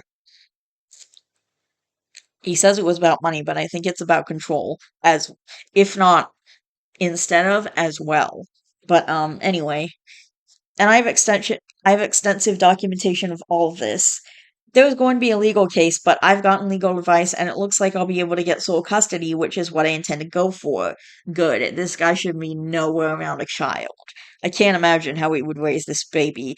In the last couple weeks, my sister has doubled down and is trying to get me to fix things with my ex because a baby should have a complete family, so I've not been involving her in my pregnancy, which she is furious about.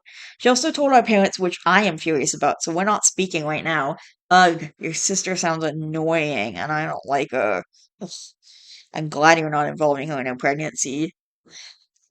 I also want to say thank you to everyone who commented on my first post. When I first posted between my boyfriend and my sister, I was genuinely convinced I was in the wrong. So to have such an overwhelmingly supportive response really helped me realize that I shouldn't doubt myself so much.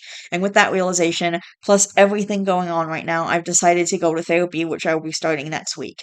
All in all, the outcome of this is probably going to be me being a single mother in the flat I own. And honestly, it's a pretty decent outcome. Then there's some relevant comments regarding child support. According to the child support calculator, the minimum child support I would be paying if he had majority custody would be $50 a week. I think a packet of nappies is like 5 or 10 quid, and baby food is like a quid per jar. No way would he be able to live off child support, even if he had majority custody, and the fact he thinks he could shows that he really hasn't thought this through. More on the sister. She does have a complete family, or at least the start of one husband, a kid, and trying for more kids. I think she's pushy about the whole idea of a complete family because our birth family was not a great situation. So she seems to want all of our siblings, 5 of us, to marry off, have some kids, and do right by them. It seems to be really bugging her that I'm willing to be a single mom and mess with the complete family she's pictured me having, but I am going to do right by my kid no matter what. Thank you. Which is what should be happening. It's all about the kid. Once there's a kid entering once there's a kid entering the picture and you know you're gonna have the kid, then it's all about the kid. It's gotta be all about the kid. Honestly, we didn't have the most stable home life growing up, and she was really big on wanting a regular nuclear family as soon as she could build one. But so I think maybe our upbringing has translated into pushing/wanting this whole complete family as adults. I thought that too, and I wanted it to be true, but then she told our parents it was I was pregnant, and until that point, I believed it could be from a place of love, but telling our parents about the baby is not coming from a good place, or at best, it's coming from a good but naive place. They kicked me out when I was a teenager for no good reason. She's tried to get me to bend fences with them, and I've refused, and of our whole extended family, I'm only in touch with one sister, that's her, and one brother. Update 3. Posted in r/baby bumps on September 13th, 2020, 1 week later. Yay, this has got to be about the baby. It's twins. I have no due date and I'm panicking. What? Twins. I wasn't sure if I should tag this as rant, vent, or help because I'm panicking and it shows, but I also need advice. So I had to scan today and it's twins. The text said it was hard to tell, but she thinks they're identical. She also asked how far along I thought I was, and I said the number I worked out was 14 weeks, but I wasn't 100% certain as this was my first proper checkup. Aside from my GP who said they'd tell me at the scan. And the text said both me and the babies were a little big for 14 weeks, and that we looked more like 16. She offered me an estimated due date, which is just the first half of March, then said that with twins it can be harder to tell, and that didn't exactly ease my panic, though everything else looks good, so that's amazing. But twins, there's two of them, and there's one of me, and I think it's just really hitting me right now that I've never been a mom before, and I have no clue what I'm doing, and there's going to be not one, but two tiny humans depending on me, who are arriving sometime in March. When in March, it's a surprise. I have room for twins. I have resources for twins. I think I have the energy for twins, but I am terrified. Aw. I have no clue what I'm doing. I have 3 bedrooms, so do I put them in separate rooms or together? My friend offered to stay with me for a little after the birth, and I said no. So am I going to need to take him up on that? Is there anything different about having twins that I should be aware of? Aw, aside from there being two of them. Also, what do I do about this window that Tech gave me? Is that normal? Are they going to be able to narrow it down at any point?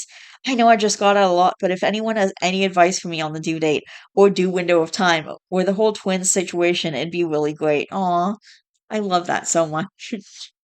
Aw, I think I have the energy for twins. Oh, we'll see about that. As for putting them together or putting them in different rooms, I mean, they're twins, so they're both gonna be the same age, but like, I don't know. I mean, I guess it depends if they're the same gender or not. Maybe put them together for the first, I don't know, few years of their life, but eventually separate them into separate rooms. I just think that kids should have their own rooms at some point. Like, at some point. Like, I don't know. Like I said, it also depends on if they're the same gender, I mean, sex.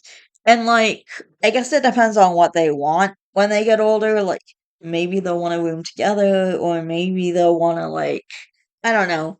Like if they're if they're different sexes, like if one's a boy, one's a girl, I would say keep them separate, have them in separate rooms at least after the first couple of years, or at the very least separate them before puberty. If I think if you're able to accommodate kids having their own rooms, you should try and do that at least before they enter puberty for that reason alone, if that's something that you can do. Because, it depends on how many kids you have. Like, if you only have two bedrooms and you find out you're having triplets, there's not exactly a lot you can do about that. You just gotta stick them in one room and hope for the best.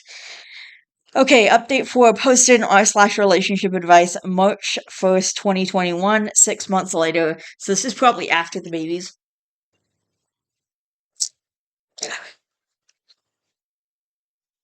My friends have been amazing through my pregnancy/slash post birth. How do I adequately thank them? I spent 18 months in a relationship that, in retrospect, was very controlling, and I fell out of contact with a lot of friends because of how my ex felt about them.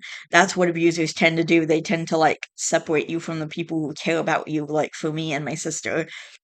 And my mom, we were separated from the entire extended family. I never met my uncles or aunts or grandparents or anyone until my dad was out of the picture. Anyway, my ex and I broke up. I was pregnant with twins when we split, and I began therapy. The therapist got me to reach out to friends I'd neglected. There were two in particular that I really missed and decided to reach out to first, Lily and Caleb. They were happy to hear from me and were completely understanding of the situation with my ex. I reached out to them mid October, and it's like we never stopped talking. I've been friends with Lily since we were kids, and I met Caleb at university nearly a decade ago. My ex didn't like Lily because she's bisexual, as am I, and he didn't like Caleb because he's a straight man. Wow, so you're not allowed to be straight and you're not allowed to be bi. Wow. Yeah, whatever. Since October, I've been talking to both of them regularly. Christmas rolled around and we were all alone, so I said they were welcome to come over. Oh, I guess because they might hit on her or something? I don't know. People should trust their girlfriends and boyfriends.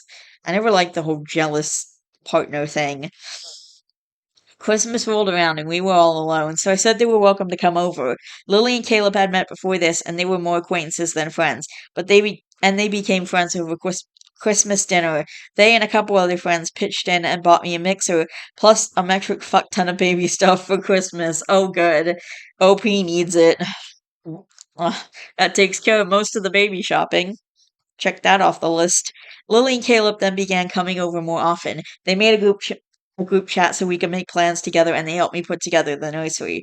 Lily drove me to one of my appointments, and when I mentioned in passing that I was craving ice cream, Caleb showed up with 4 tubs the next day. That's awesome. These are just examples, but generally they went above and beyond the last few months. I went into labor 3 weeks ago, nearly a full month early. With preemie twins, things have been hectic, and I wasn't taking visitors for the first week. But a few days after coming home, they told me in the group chat to open the front door. And when I did, there was a bag containing ready meals and snacks, plus a couple of tubs of formula. That's awesome. These friends are great.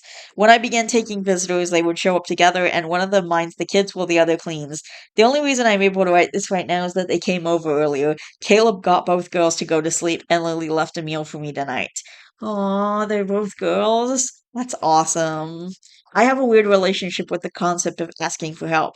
I had to be self sufficient from a young age, so asking other people for help is uncomfortable for me. They know this, which is why they're not waiting for me to ask so much as they are just showing up and helping.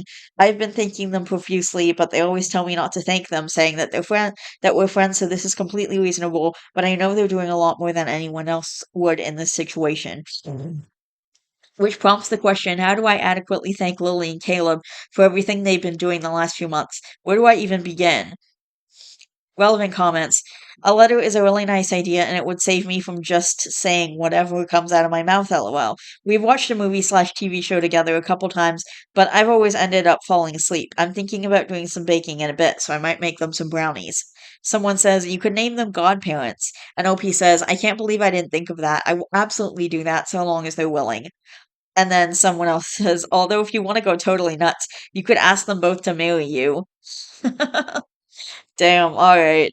It's tempting to be honest. I mean, we have been flirting a lot, just not sure where they're at yet. LOL. That's hilarious. They aren't together. I introduced them at Christmas and we're all flirting with each other.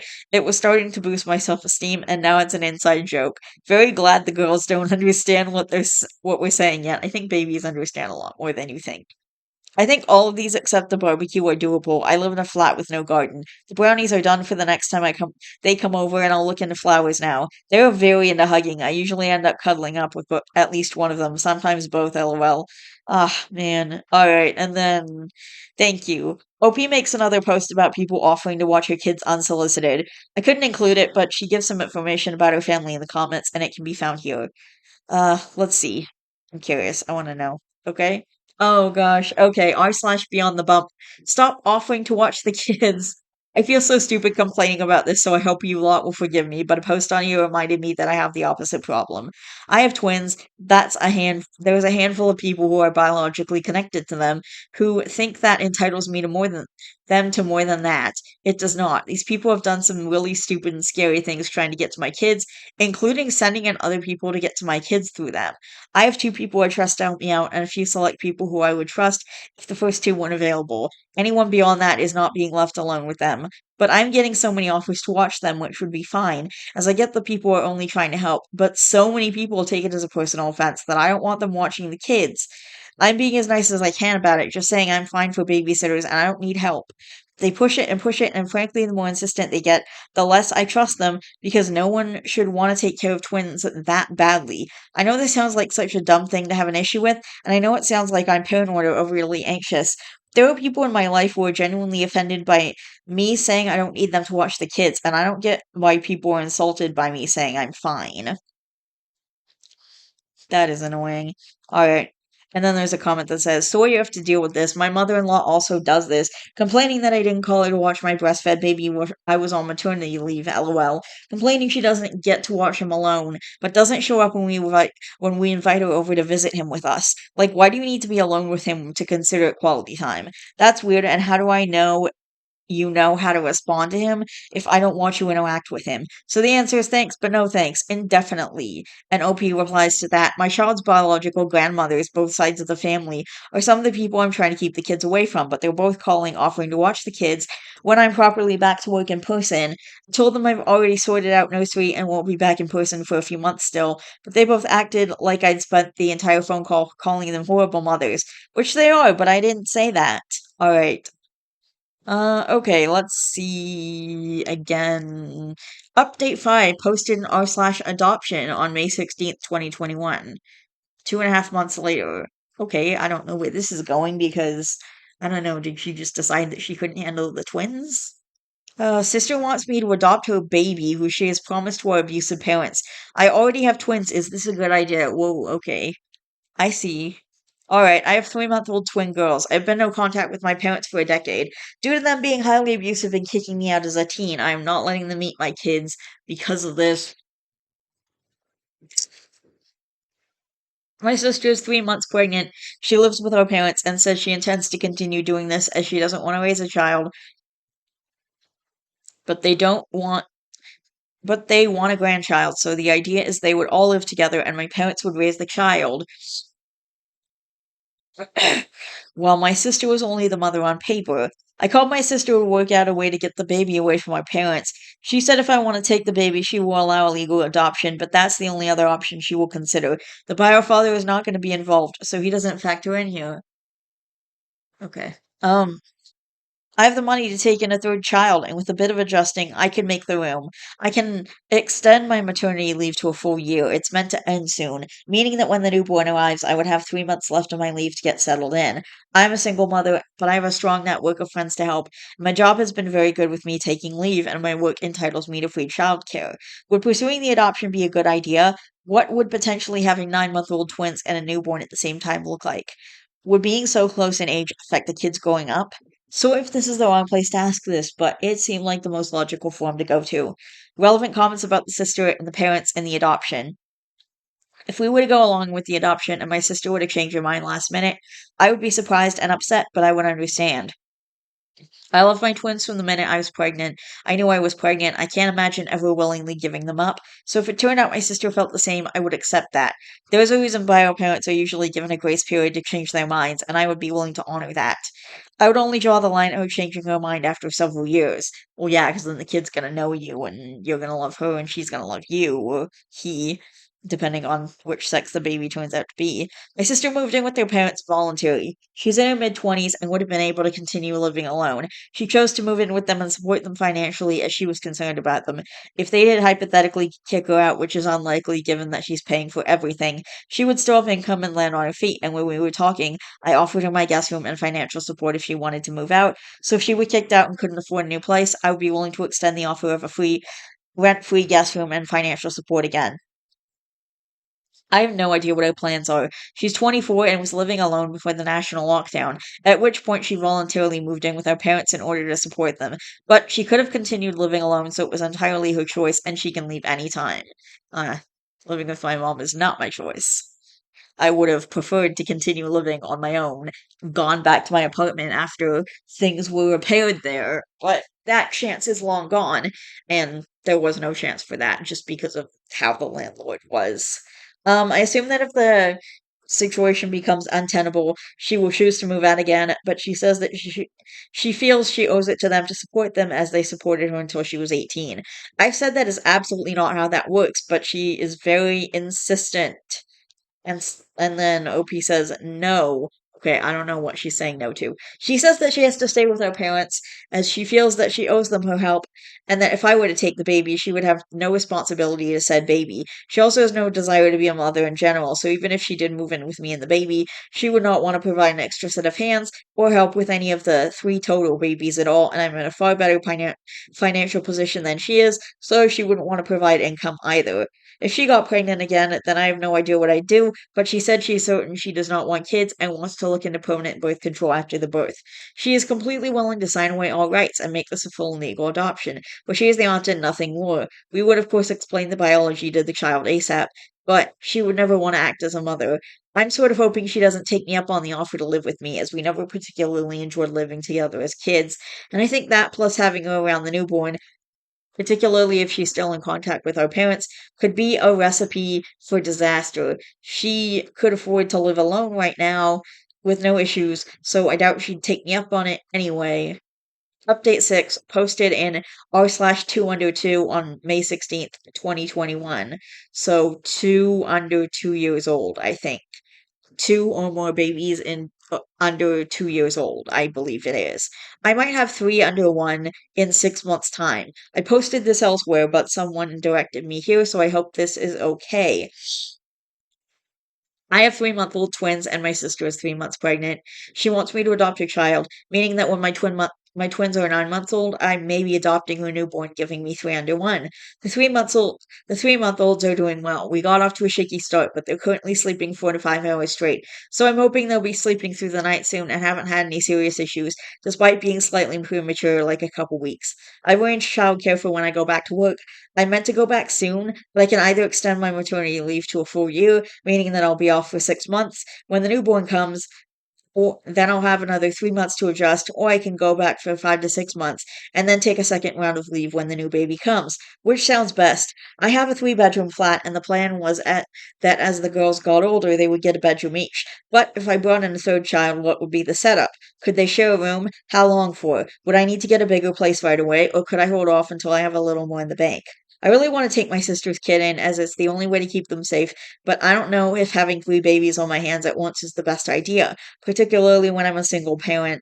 Could anyone in a similar position give me a better idea of what three under one would look like? I think I'm doing pretty well with two, but a third child who's 9 months younger than the others doesn't sound easy to say the least. Any advice or opinion is appreciated. Thanks. Relevant comments. Would the sister give the baby up for adoption? She would not. She says either her parents raise the baby or I do. I did suggest other options, such as offering her resources to enable her to keep the child. She says she doesn't want to be a mother, or asking her siblings to take the baby. She says they are all ill equipped to take the child, which is true. Placing the baby up for adoption was mentioned, but the system isn't great where we are. Better than most places, but still not great. And she doesn't want to take any chances.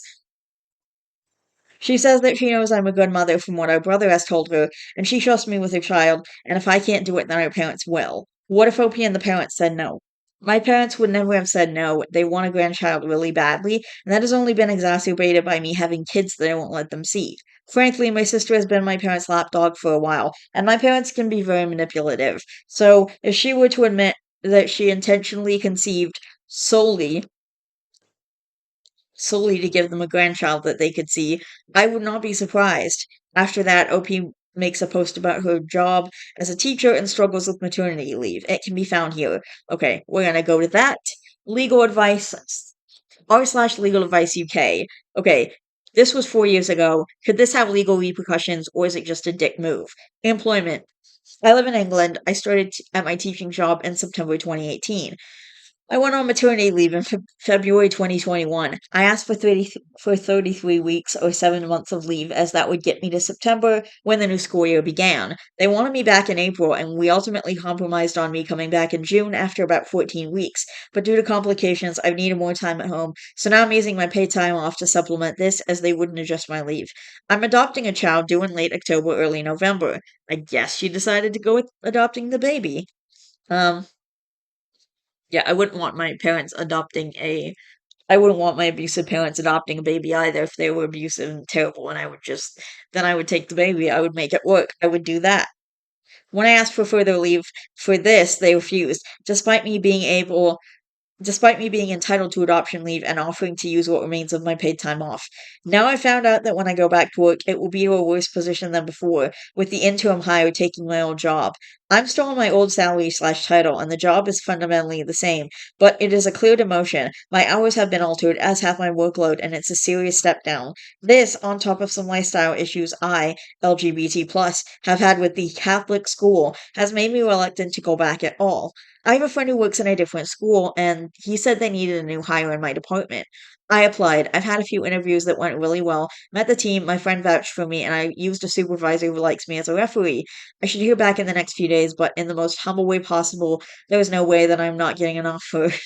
The school are aware of my current employment and said that I would need to deal with them, but they don't see an issue. They also don't need me to start until December 2021 to January 2022, so this is ideal. In the situation where I did get it, I would have to resign from my current job. Friend has warned me that it could be legally sticky if I left a job for another one while on leave from the first. I've Googled it, but I can't find consistent responses, and most of what I can find is US based. So before I do anything, am I likely to face legal repercussions from leaving? And then there's some comments. You can resign at a date set by you, but check your contract as some schools will only let you resign at the end of a term rather than half term. I'm not sure, but when you take maternity leave and you don't go back to work, you have to repay it to the school. Not sure if that would apply here. Okay, and then OP says, I can't remember seeing anything like that, but I'll check my contract. However, if I were able to take the job, I would be resigning as soon as possible, so at the end of this full term, which is meant to end this week. My current financial situation could carry me through to January unless I have to repay the school for my maternity leave, which could cause issues with me using my sick days, holiday leave, etc., and having had a couple of days of work since my maternity leave ended. I'm unsure if that would count as me being back at work or not. You'd have to give more notice than that to resign for September, I would think. Usually 6 weeks minimum. Again, check your contract. Okay.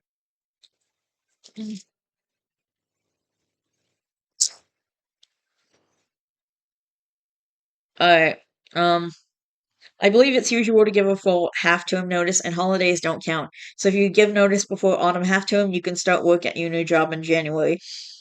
It seems that your current employer is keen to get rid of you, so it might be good to talk to HR and see what they'll offer. I mean, the stress of having to continue working in such an environment could cause you to take the sick leave you're entitled to for up to 6 months, and they know that. Speak to a general practitioner, tell them how the worry is stopping you sleeping, and that you're a teacher, they will immediately suggest stress. You will honestly be able to pass that narrative to HR without lying. It is unfortunate, but with schools, you have to play the system or they will screw you over. Source, personal experience.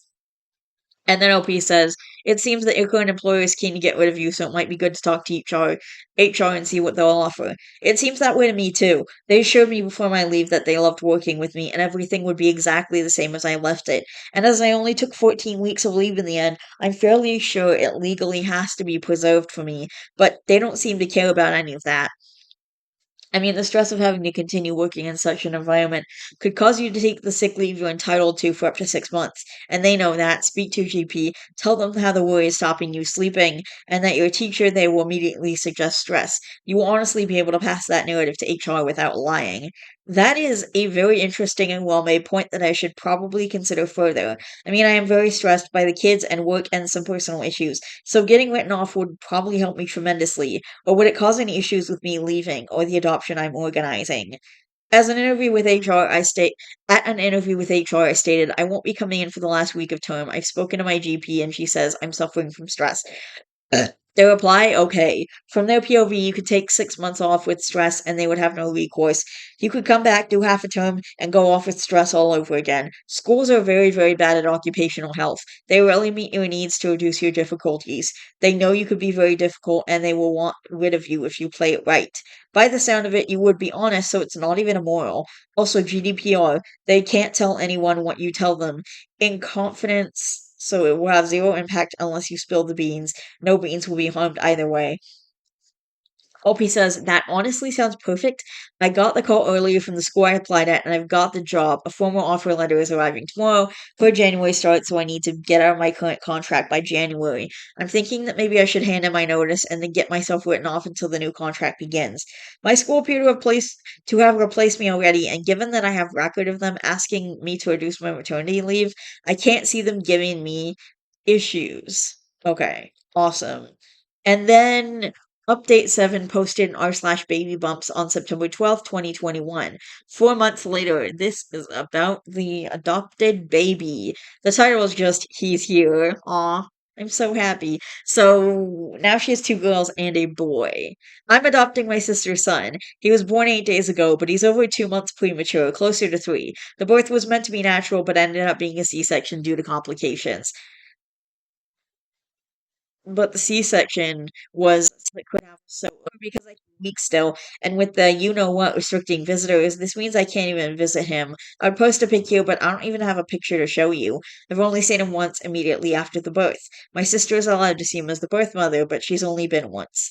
I was meant to be able to take him home yesterday, but they asked to keep him longer and run a few more tests. I'm either getting no information or incredibly limited info because despite being his mother and him coming to live with me once he's released, because it isn't on paper yet and I didn't birth him, they're not allowed to give me the same information that my sister is getting. I'm angry and frustrated and tired and anxious, and while my partners are trying to calm me, it's not working. I just want him home safe. Partners. Wait, are you with are you with Lily and why can't I remember his name? Cole or something? What was his name? I whatever. Anyway.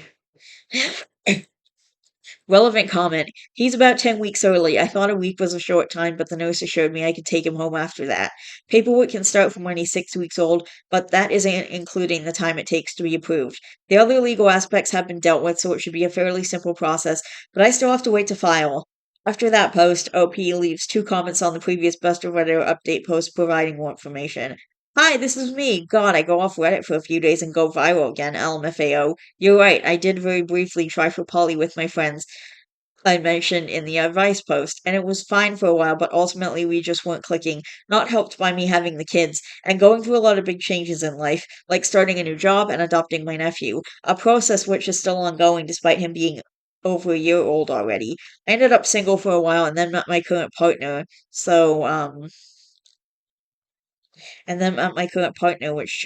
which would have been 7, what? Wait, what? He's a year old? Which would have been about 7 months ago now. So yeah, you were right on the money with this. Hi, I'm the OP. To be clear, the am I the asshole sister who shamed me for not appeasing my abuser is different to the one whose child I adopted.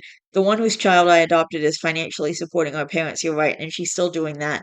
However, I have reason to believe that her pregnancy was intentional. She's never explicitly said anything, but what she has said is that our parents wanted a grandchild. She wanted them to have one, but once she actually got pregnant, I had the conversation with her about how abusive our parents were slash are, and she then pushed for me to adopt the baby, a process she is still helping me with, despite supporting our parents while she does this. It feels to me like she might have intentionally gotten pregnant to essentially be a surrogate for her parents, and then realized how phenomenally stupid that idea was once she was actually pregnant. At the end of the day, the method wasn't great, but I feel like she ultimately did the right thing, and I'm seeing a fair amount of shaming her in the comments here that I don't love, to be honest, so thanks for sticking up for her.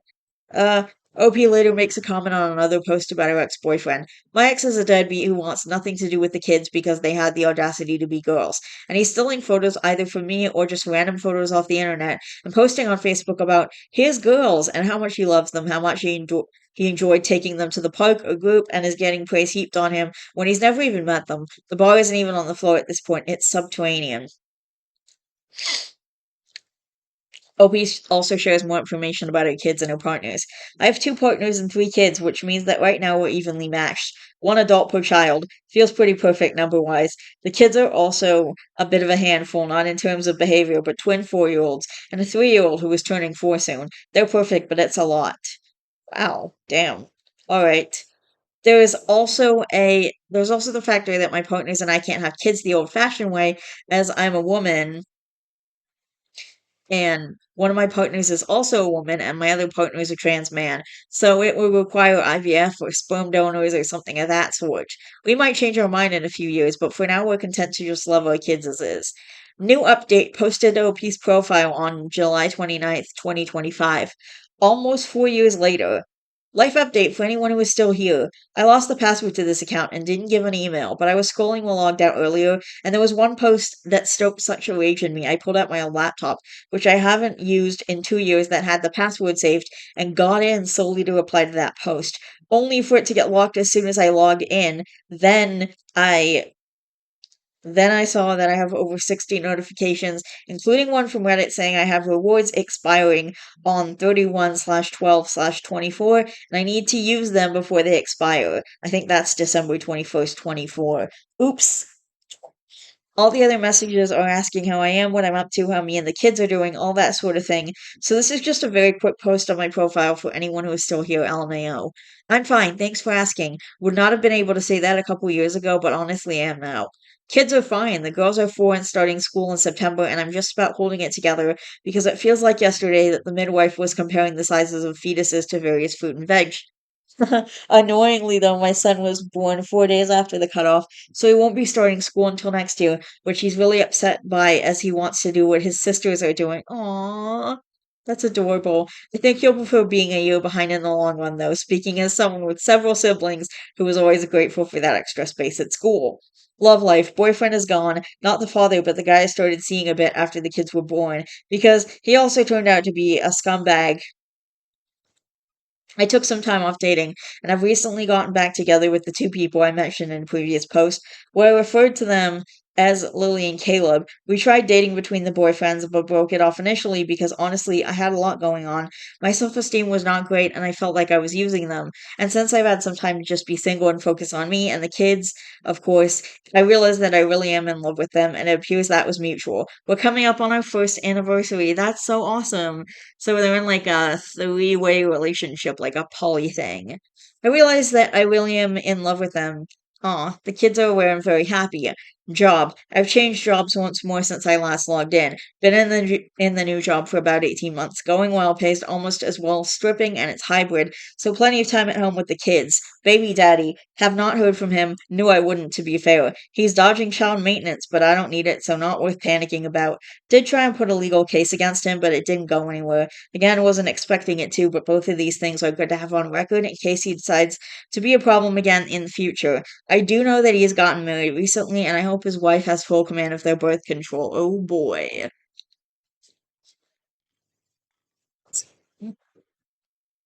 Alright, we're literally so close to the end. Family. Again, not heard from them. I do get some news from screenshots my friends send me, as a couple of relatives occasionally hop on Facebook to moan how I'm such an awful person about for keeping the kids from them, but it's keeping them safe, so I don't feel too badly about that. Flat. Given my rapidly growing family, I was thinking about selling. I even put it on the market, and there was an estate agent bringing people by while I looked at houses. I felt awful about it because I love this flat, and it's always been a symbol for me that I can achieve things I never thought I could. And of the houses I saw, not many ticked all the boxes, so when the flat went next door went on the market shortly after mine, I took it as a sign. I spoke with the owner and our shared estate agent, and we agreed that I would take my flat off the market, buy theirs, and just convert it into one massive flat, which solved every problem I had and didn't hurt my property value either. Did take a while to sort everything out, but so happy I did it, as my only issue with this flat was space, and now that's sorted. Can't think of what else to add, except maybe that my hair is red now. I don't know. Everything else is basically the same LMAO, but happy to answer any questions if anyone is out here to ask them. Assuming that most of the people who follow me when I made the first post almost 5 years ago are, like me, inactive, have forgotten their passwords, or have fully forgotten why they followed me in the first place. But if you do remember me, then hi, thanks for all the well wishes and appropriately concerned messages, and I honestly just really appreciate the support. When I made this account, I had no self esteem, was really low all the time. I was stuck in a controlling relationship that I didn't even realize was controlling. If it wasn't for the people here who told me to get out of there, I would probably still be in that relationship without my beautiful family or my beautiful flat. Wow. All right. And then, all right. Then we've got some comments. Twins, poly, scumbag, boyfriend, adoption, sex work shaming, shit parents. It's a best of Redditor Update's greatest hits album. Someone bust out the bingo cards. Now all we need is people blowing up a phone, or maybe they were. I scrolled through once we got the twin surprise. I don't see us strap in, y'all, so it's missing some check boxes. Buckle up, this one's a doozy.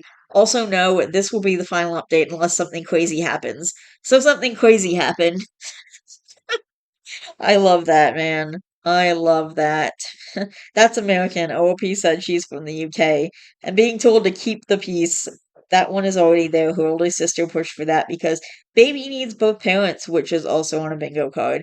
Because family helps family. She was getting random social media shaming from estranged family members about keeping the kids away from their grandparents, which probably counts. I tapped out when she was considering adopting her sister's baby while having 9-month-old twins. Damn, alright. Wow. Alright. That's awesome. I had a coworker who stripped on the side. She made a few hundred a night in 80s money and had a nice lifestyle. She said she was the exception, at least at her club. A lot of the girls were pulling in more than her, but don't know where it all goes. Hee hee.